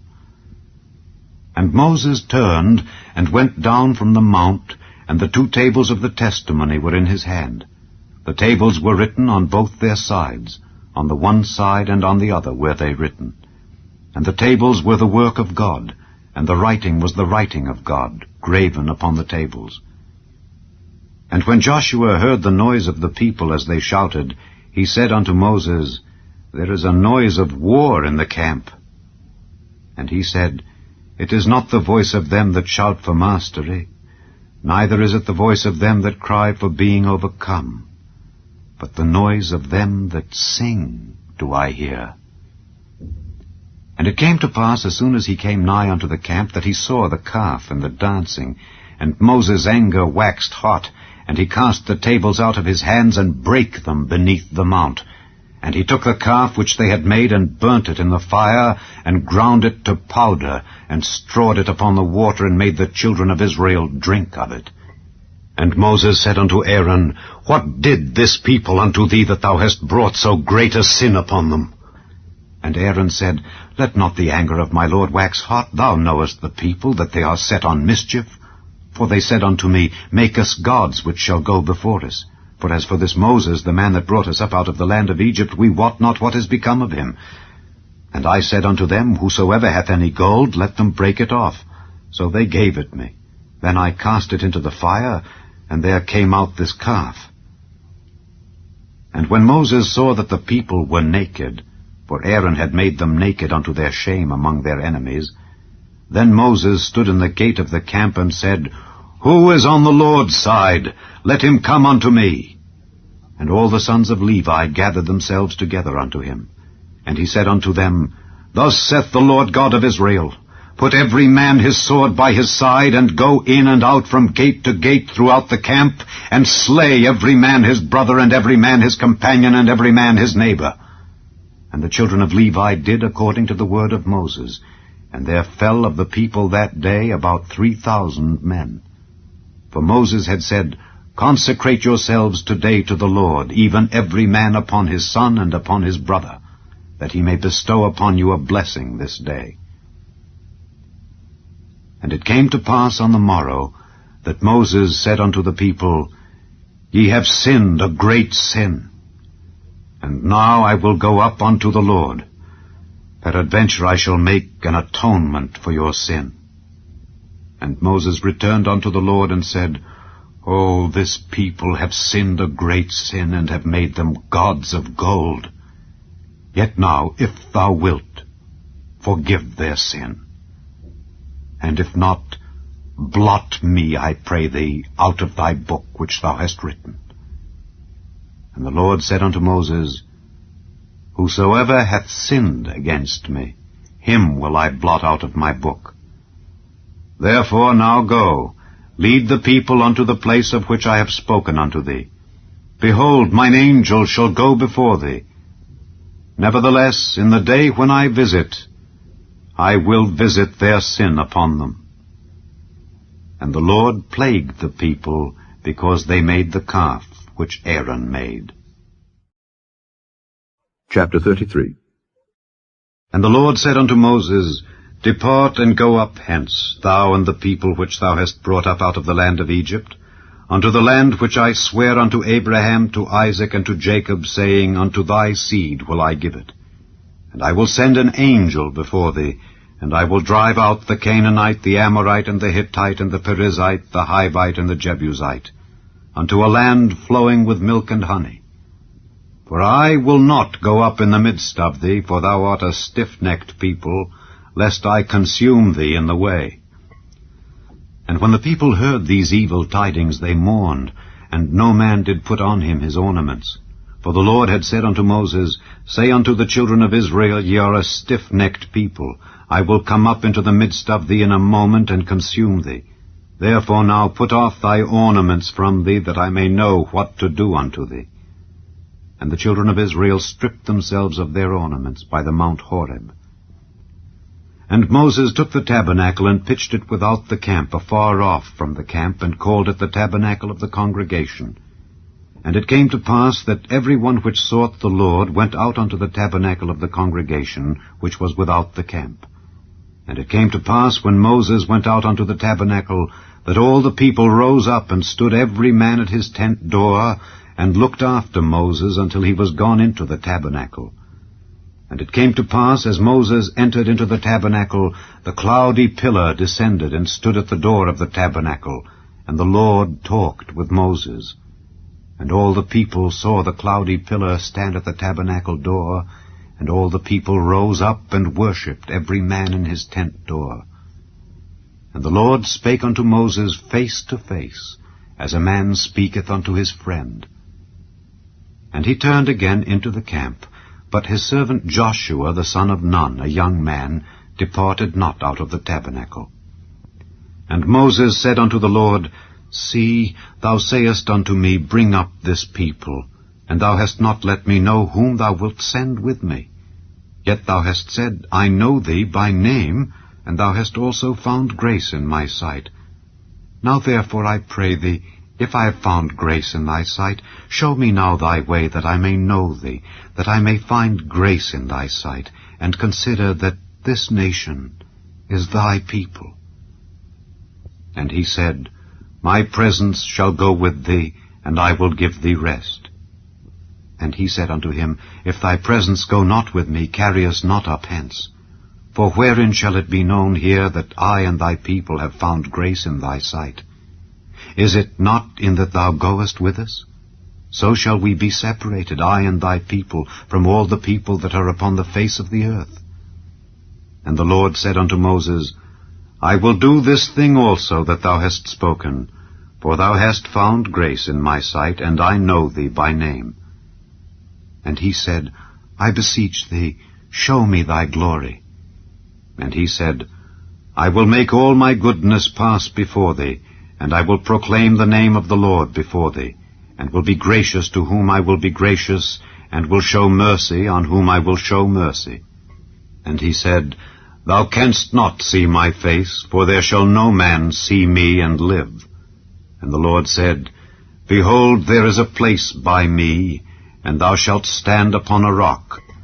And it shall come to pass, while my glory passeth by, that I will put thee in a clift of the rock, and will cover thee with my hand while I pass by.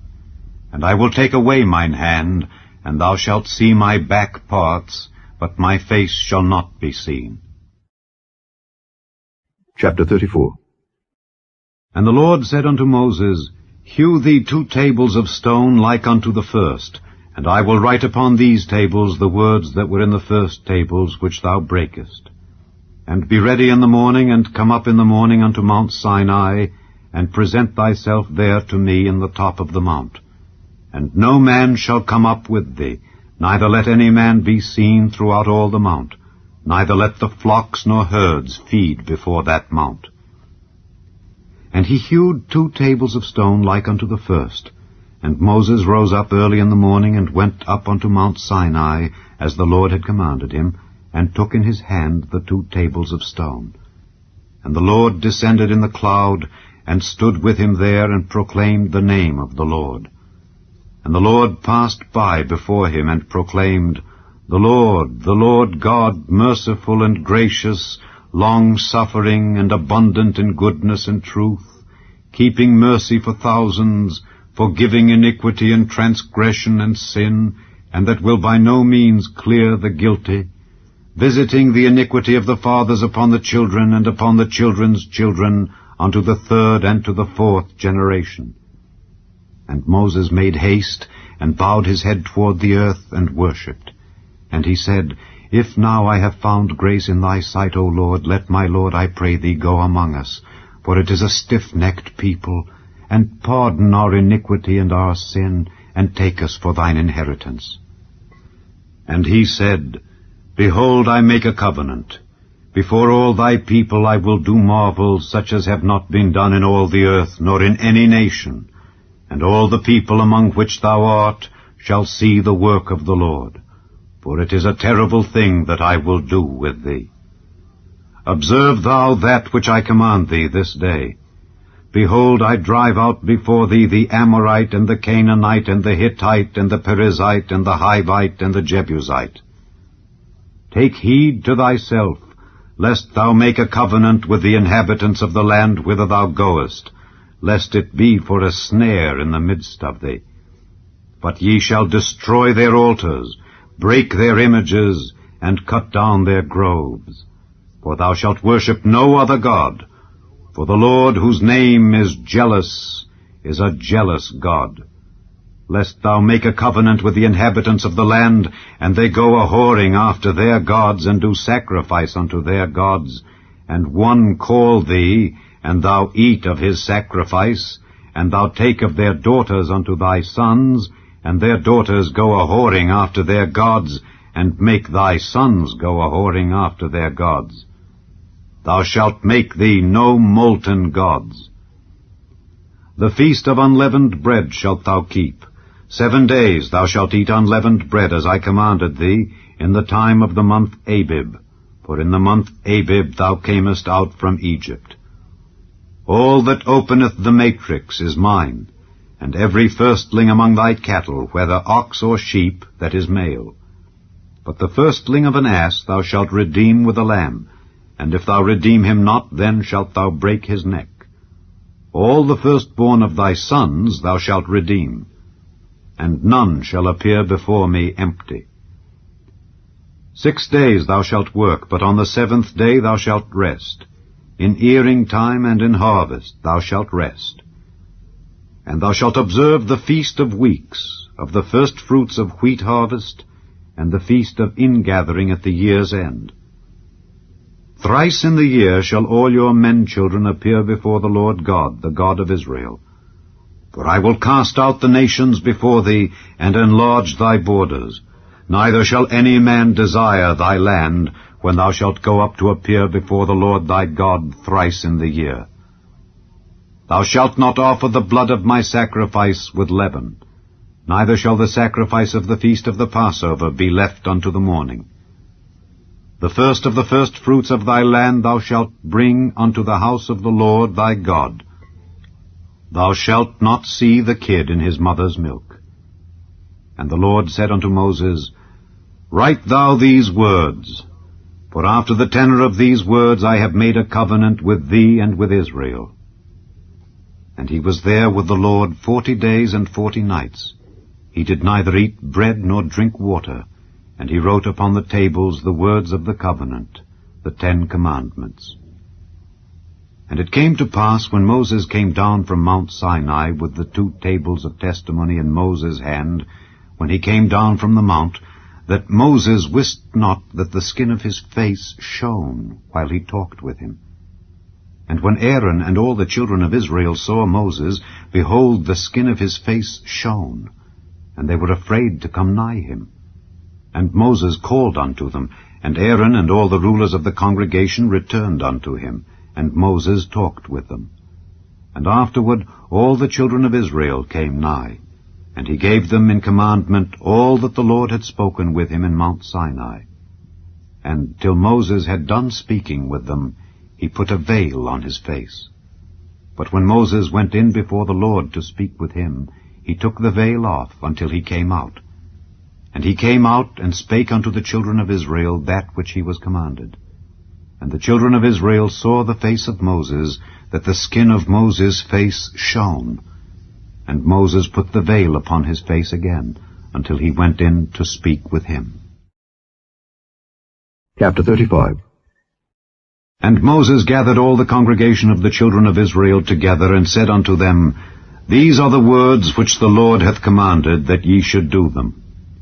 6 days shall work be done, but on the 7th day there shall be to you an holy day, a Sabbath of rest to the Lord. Whosoever doeth work therein shall be put to death. Ye shall kindle no fire throughout your habitations upon the Sabbath day. And Moses spake unto all the congregation of the children of Israel, saying, This is the thing which the Lord commanded, saying, Take ye from among you an offering unto the Lord. Whosoever is of a willing heart, let him bring it, an offering of the Lord, gold and silver and brass and blue and purple and scarlet and fine linen and goat's hair, and rams' skins dyed red, and badger skins, and shittim wood, and oil for the light, and spices for anointing oil, and for the sweet incense, and onyx stones, and stones to be set for the ephod, and for the breastplate. And every wise-hearted among you shall come and make all that the Lord hath commanded, the tabernacle, his tent and his covering, his taches and his boards, his bars, his pillars and his sockets, the ark and the staves thereof, with the mercy seat and the veil of the covering, the table and his staves, and all his vessels, and the showbread, the candlestick also for the light, and his furniture and his lamps, with the oil for the light, and the incense altar and his staves, and the anointing oil, and the sweet incense, and the hanging for the door at the entering in of the tabernacle, the altar of burnt offering with his brazen grate, his staves, and all his vessels, the laver and his foot, the hangings of the court, his pillars and their sockets, and the hanging for the door of the court, the pins of the tabernacle and the pins of the court and their cords, the cloths of service to do service in the holy place, the holy garments for Aaron the priest, and the garments of his sons to minister in the priest's office. And all the congregation of the children of Israel departed from the presence of Moses. And they came every one whose heart stirred him up, and every one whom his spirit made willing, and they brought the Lord's offering to the work of the tabernacle of the congregation, and for all his service, and for the holy garments. And they came, both men and women, as many as were willing-hearted, and brought bracelets, and earrings, and rings, and tablets, all jewels of gold. And every man that offered an offering of gold unto the Lord. And every man with whom was found blue and purple and scarlet and fine linen and goat's hair and red skins of rams and badgers' skins brought them. Every one that did offer an offering of silver and brass brought the Lord's offering. And every man with whom was found shittim wood for any work of the service brought it. And all the women that were wise-hearted did spin with their hands, and brought that which they had spun, both of blue and of purple and of scarlet and of fine linen. And all the women whose hearts stirred them up in wisdom spun goat's hair. And the rulers brought onyx stones, and stones to be set for the ephod and for the breastplate, and spice and oil for the light, and for the anointing oil, and for the sweet incense. The children of Israel brought a willing offering unto the Lord, every man and woman, whose heart made them willing to bring for all manner of work, which the Lord had commanded to be made by the hand of Moses. And Moses said unto the children of Israel, See, the Lord hath called by name Bezaleel the son of Uri, the son of Hur, of the tribe of Judah, and he hath filled him with the Spirit of God, in wisdom, in understanding, and in knowledge, and in all manner of workmanship, and to devise curious works, to work in gold, and in silver, and in brass, and in the cutting of stones, to set them, and in carving of wood, to make any manner of cunning work. And he hath put in his heart that he may teach, both he and Aholiab the son of Ahisamach of the tribe of Dan. Them hath he filled with wisdom of heart, to work all manner of work, of the engraver, and of the cunning workman, and of the embroiderer in blue, and in purple, in scarlet, and in fine linen, and of the weaver, even of them that do any work, and of those that devise cunning work. Chapter 36. Then wrought Bezaleel and Aholiab, and every wise-hearted man in whom the Lord put wisdom and understanding, to know how to work all manner of work for the service of the sanctuary, according to all that the Lord had commanded. And Moses called Bezaleel and Aholiab, and every wise-hearted man in whose heart the Lord had put wisdom, even every one whose heart stirred him up to come unto the work to do it. And they received of Moses all the offering which the children of Israel had brought for the work of the service of the sanctuary, to make it withal. And they brought yet unto him free offerings every morning. And all the wise men that wrought all the work of the sanctuary came every man from his work which they made, and they spake unto Moses, saying, The people bring much more than enough for the service of the work which the Lord commanded to make. And Moses gave commandment, and they caused it to be proclaimed throughout the camp, saying, Let neither man nor woman make any more work for the offering of the sanctuary. So the people were restrained from bringing. For the stuff they had was sufficient for all the work to make it, and too much. And every wise-hearted man among them that wrought the work of the tabernacle made 10 curtains of fine twined linen, and blue, and purple, and scarlet. With cherubims of cunning work made he them. The length of one curtain was 28 cubits, and the breadth of one curtain 4 cubits. The curtains were all of one size. And he coupled the 5 curtains one unto another, and the other 5 curtains he coupled one unto another. And he made loops of blue on the edge of one curtain from the selvage in the coupling. Likewise he made in the uttermost side of another curtain in the couplings of the second. 50 loops made he in one curtain, and 50 loops made he in the edge of the curtain which was in the coupling of the second. The loops held one curtain to another. And he made 50 taches of gold, and coupled the curtains one unto another with the taches. So it became one tabernacle. And he made curtains of goat's hair for the tent over the tabernacle. 11 curtains he made them. The length of one curtain was 30 cubits, and 4 cubits was the breadth of one curtain. The 11 curtains were of one size. And he coupled 5 curtains by themselves, and 6 curtains by themselves. And he made 50 loops upon the uttermost edge of the curtain in the coupling, and 50 loops made he upon the edge of the curtain which coupleth the second. And he made 50 taches of brass to couple the tent together, that it might be one. And he made a covering for the tent of rams' skins dyed red, and a covering of badgers' skins above that. And he made boards for the tabernacle of shittim wood standing up. The length of a board was 10 cubits, and the breadth of a board 1 cubit and a half. One board had 2 tenons, equally distant one from another. Thus did he make for all the boards of the tabernacle. And he made boards for the tabernacle, 20 boards for the south side southward, and 40 sockets of silver he made under the 20 boards, 2 sockets under one board for his 2 tenons, and 2 sockets under another board for his 2 tenons. And for the other side of the tabernacle, which is toward the north corner, he made 20 boards, and there 40 sockets of silver, 2 sockets under one board, and 2 sockets under another board. And for the sides of the tabernacle westward he made 6 boards, and 2 boards made he for the corners of the tabernacle in the 2 sides. And they were coupled beneath, and coupled together at the head thereof, to 1 ring. Thus he did to both of them in both the corners. And there were 8 boards, and their sockets were 16 sockets of silver, under every board 2 sockets. And he made bars of shittim wood, 5 for the boards of the one side of the tabernacle, and 5 bars for the boards of the other side of the tabernacle, and 5 bars for the boards of the tabernacle for the sides westward. And he made the middle bar to shoot through the boards from the one end to the other. And he overlaid the boards with gold, and made their rings of gold to be places for the bars, and overlaid the bars with gold. And he made a veil of blue and purple and scarlet and fine twined linen. With cherubims made he it of cunning work.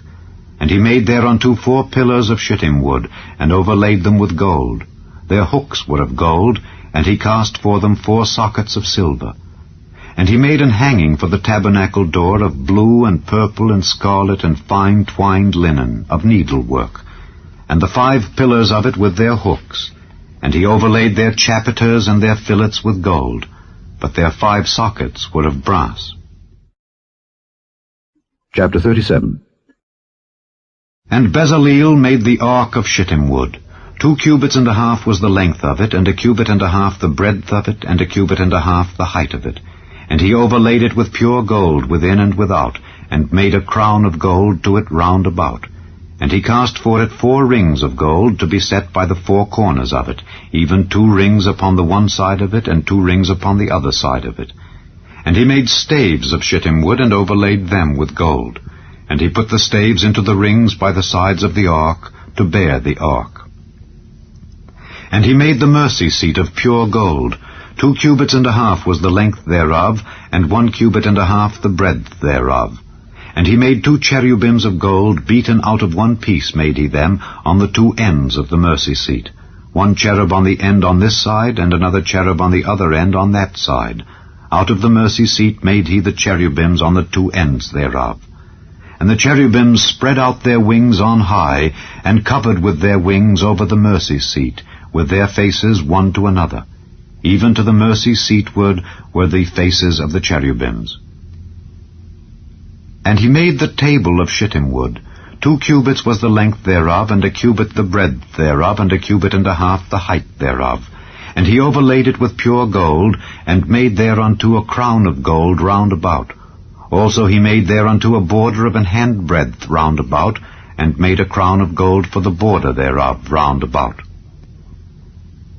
And he cast for it 4 rings of gold, and put the rings upon the 4 corners that were in the 4 feet thereof. Over against the border were the rings, the places for the staves to bear the table. And he made the staves of shittim wood, and overlaid them with gold to bear the table. And he made the vessels which were upon the table, his dishes and his spoons and his bowls and his covers to cover withal, of pure gold. And he made the candlestick of pure gold. Of beaten work made he the candlestick. His shaft and his branch, his bowls, his knops, and his flowers were of the same. And 6 branches going out of the sides thereof, 3 branches of the candlestick out of the one side thereof, and 3 branches of the candlestick out of the other side thereof. 3 bowls made after the fashion of almonds in one branch, a knop and a flower, and 3 bowls made like almonds in another branch, a knop and a flower. So throughout the 6 branches going out of the candlestick. And in the candlestick were 4 bowls made like almonds, his knops and his flowers, and a knop under 2 branches of the same, and a knop under 2 branches of the same, and a knop under 2 branches of the same, according to the 6 branches going out of it. Their knops and their branches were of the same. All of it was one beaten work of pure gold. And he made his 7 lamps, and his snuffers, and his snuff dishes of pure gold. Of a talent of pure gold made he it, and all the vessels thereof. And he made the incense altar of shittim wood. The length of it was a cubit, and the breadth of it a cubit. It was 4 square, and 2 cubits was the height of it. The horns thereof were of the same. And he overlaid it with pure gold, both the top of it and the sides thereof round about, and the horns of it. Also he made unto it a crown of gold round about. And he made 2 rings of gold for it under the crown thereof, by the 2 corners of it, upon the 2 sides thereof, to be places for the staves to bear it withal. And he made the staves of shittim wood, and overlaid them with gold. And he made the holy anointing oil, and the pure incense of sweet spices, according to the work of the apothecary. Chapter 38. And he made the altar of burnt offering of shittim wood. 5 cubits was the length thereof, and 5 cubits the breadth thereof.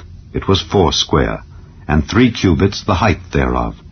And he made the horns thereof on the 4 corners of it. The horns thereof were of the same, and he overlaid it with brass. And he made all the vessels of the altar, the pots, and the shovels, and the basins, and the flesh hooks, and the fire pans. All the vessels thereof made he of brass. And he made for the altar a brazen grate of network under the compass thereof beneath unto the midst of it. And he cast 4 rings for the 4 ends of the grate of brass to be places for the staves. And he made the staves of shittim wood, and overlaid them with brass. And he put the staves into the rings on the sides of the altar to bear it withal. He made the altar hollow with boards. And he made the laver of brass, and the foot of it of brass, of the looking glasses of the women assembling, which assembled at the door of the tabernacle of the congregation. And he made the court. On the south side southward the hangings of the court were of fine twined linen, 100 cubits. Their pillars were 20, and their brazen sockets 20. The hooks of the pillars and their fillets were of silver. And for the north side the hangings were 100 cubits, their pillars were 20, and their sockets of brass 20. The hooks of the pillars and their fillets of silver. And for the west side were hangings of 50 cubits, their pillars 10, and their sockets 10. The hooks of the pillars and their fillets of silver. And for the east side eastward 50 cubits. The hangings of the one side of the gate were 15 cubits, their pillars 3, and their sockets 3. And for the other side of the court gate, on this hand and that hand, were hangings of 15 cubits, their pillars 3, and their sockets 3. All the hangings of the court round about were of fine twined linen. And the sockets for the pillars were of brass, the hooks of the pillars and their fillets of silver, and the overlaying of their chapiters of silver, and all the pillars of the court were filleted with silver. And the hanging for the gate of the court was needlework of blue and purple and scarlet and fine twined linen, and 20 cubits was the length, and the height and the breadth was 5 cubits, answerable to the hangings of the court. And their pillars were 4, and their sockets of brass 4, their hooks of silver, and the overlaying of their chapiters and their fillets of silver. And all the pins of the tabernacle and of the court round about were of brass. This is the sum of the tabernacle, even of the tabernacle of testimony, as it was counted according to the commandment of Moses for the service of the Levites, by the hand of Ithamar, son to Aaron the priest. And Bezaleel the son of Uri, the son of Hur, of the tribe of Judah, made all that the Lord commanded Moses. And with him was Aholiab, son of Ahisamach, of the tribe of Dan, an engraver and a cunning workman, and an embroiderer in blue and in purple and in scarlet and fine linen. All the gold that was occupied for the work and all the work of the holy place, even the gold of the offering, was 29 talents, and 730 shekels after the shekel of the sanctuary. And the silver of them that were numbered of the congregation was 100 talents, and 1,760 shekels after the shekel of the sanctuary. A beka for every man, that is, half a shekel after the shekel of the sanctuary. For every one that went to be numbered from 20 years old and upward, for 600,000 and 3,550 men. And of the 100 talents of silver were cast the sockets of the sanctuary and the sockets of the veil, 100 sockets of the 100 talents, a talent for a socket. And of the 1,775 shekels he made hooks for the pillars, and overlaid their chapiters, and filleted them. And the brass of the offering was 70 talents, and 2,400 shekels. And therewith he made the sockets to the door of the tabernacle of the congregation, and the brazen altar, and the brazen grate for it, and all the vessels of the altar, and the sockets of the court round about, and the sockets of the court gate, and all the pins of the tabernacle, and all the pins of the court round about. Chapter 39. And of the blue and purple and scarlet they made cloths of service to do service in the holy place, and made the holy garments for Aaron, as the Lord commanded Moses. And he made the ephod of gold, blue and purple and scarlet, and fine twined linen. And they did beat the gold into thin plates, and cut it into wires, to work it in the blue and in the purple and in the scarlet and in the fine linen with cunning work. They made shoulder pieces for it to couple it together. By the two edges was it coupled together. And the curious girdle of his ephod that was upon it was of the same, according to the work thereof, of gold, blue, and purple, and scarlet, and fine twined linen, as the Lord commanded Moses.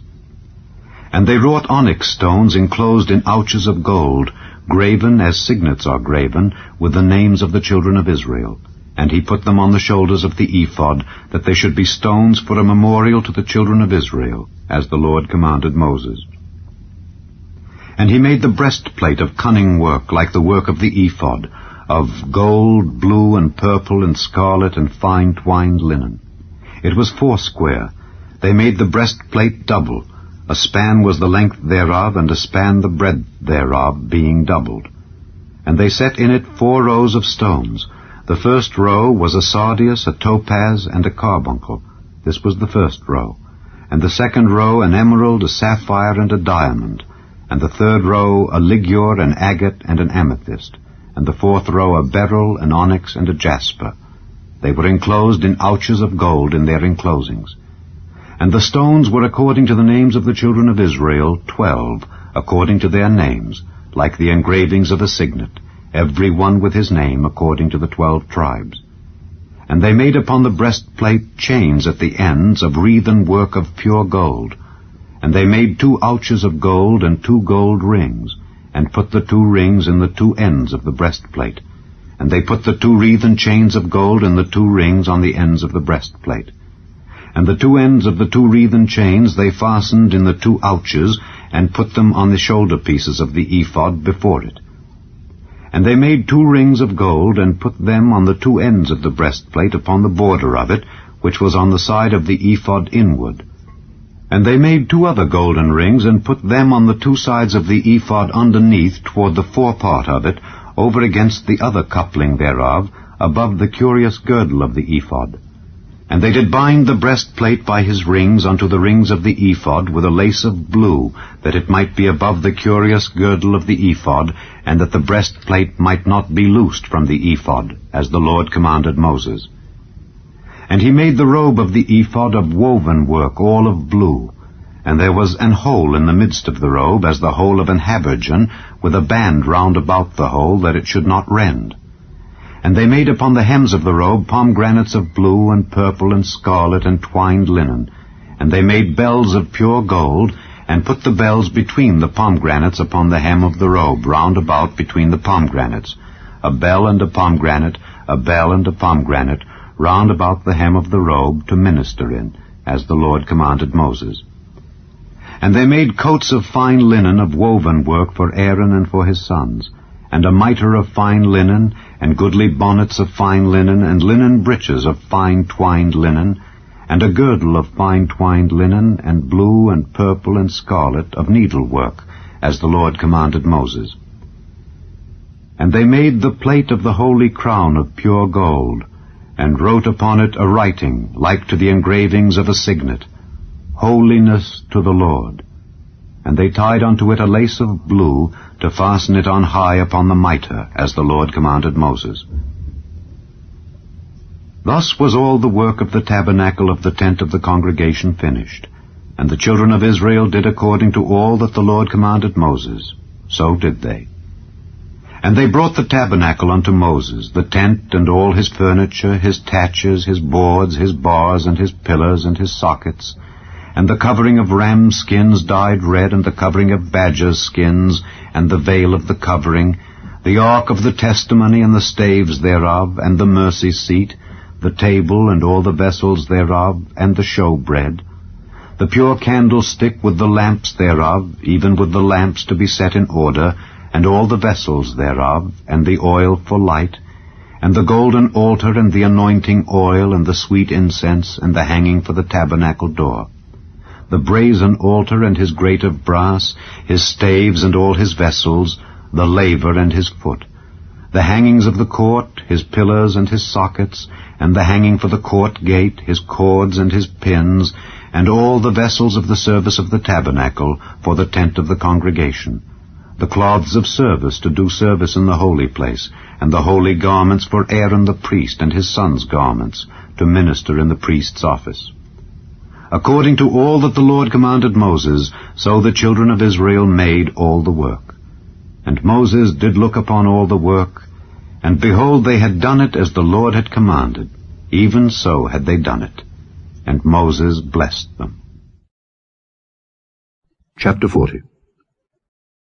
And the Lord spake unto Moses, saying, On the first day of the first month shalt thou set up the tabernacle of the tent of the congregation. And thou shalt put therein the ark of the testimony, and cover the ark with the veil. And thou shalt bring in the table, and set in order the things that are to be set in order upon it. And thou shalt bring in the candlestick, and light the lamps thereof. And thou shalt set the altar of gold for the incense before the ark of the testimony, and put the hanging of the door to the tabernacle. And thou shalt set the altar of the burnt offering before the door of the tabernacle of the tent of the congregation. And thou shalt set the laver between the tent of the congregation and the altar, and shalt put water therein. And thou shalt set up the court round about, and hang up the hanging at the court gate. And thou shalt take the anointing oil, and anoint the tabernacle, and all that is therein, and shalt hallow it, and all the vessels thereof, and it shall be holy. And thou shalt anoint the altar of the burnt offering, and all his vessels, and sanctify the altar, and it shall be an altar most holy. And thou shalt anoint the laver and his foot, and sanctify it. And thou shalt bring Aaron and his sons unto the door of the tabernacle of the congregation, and wash them with water, and thou shalt put upon Aaron the holy garments, and anoint him, and sanctify him, that he may minister unto me in the priest's office. And thou shalt bring his sons, and clothe them with coats. And thou shalt anoint them as thou didst anoint their father, that they may minister unto me in the priest's office. For their anointing shall surely be an everlasting priesthood throughout their generations. Thus did Moses, according to all that the Lord commanded him, so did he. And it came to pass in the first month, in the second year, on the first day of the month, that the tabernacle was reared up. And Moses reared up the tabernacle, and fastened his sockets, and set up the boards thereof, and put in the bars thereof, and reared up his pillars. And he spread abroad the tent over the tabernacle, and put the covering of the tent above upon it, as the Lord commanded Moses. And he took and put the testimony into the ark, and set the staves on the ark, and put the mercy seat above upon the ark. And he brought the ark into the tabernacle, and set up the veil of the covering, and covered the ark of the testimony, as the Lord commanded Moses. And he put the table in the tent of the congregation upon the side of the tabernacle northward, without the veil. And he set the bread in order upon it before the Lord, as the Lord had commanded Moses. And he put the candlestick in the tent of the congregation over against the table on the side of the tabernacle southward, And he lighted the lamps before the Lord, as the Lord commanded Moses. And he put the golden altar in the tent of the congregation before the veil, and he burnt sweet incense thereon, as the Lord commanded Moses. And he set up the hanging at the door of the tabernacle, and he put the altar of burnt offering by the door of the tabernacle of the tent of the congregation, and offered upon it the burnt offering and the meat offering, as the Lord commanded Moses. And he set the laver between the tent of the congregation and the altar, and put water there to wash withal. And Moses and Aaron and his sons washed their hands and their feet thereat, when they went into the tent of the congregation, and when they came near unto the altar, they washed, as the Lord commanded Moses. And he reared up the court round about the tabernacle and the altar, and set up the hanging of the court gate. So Moses finished the work. Then a cloud covered the tent of the congregation, and the glory of the Lord filled the tabernacle. And Moses was not able to enter into the tent of the congregation, because the cloud abode thereon, and the glory of the Lord filled the tabernacle. And when the cloud was taken up from over the tabernacle, the children of Israel went onward in all their journeys. But if the cloud were not taken up, then they journeyed not till the day that it was taken up. For the cloud of the Lord was upon the tabernacle by day, and fire was on it by night, in the sight of all the house of Israel, throughout all their journeys.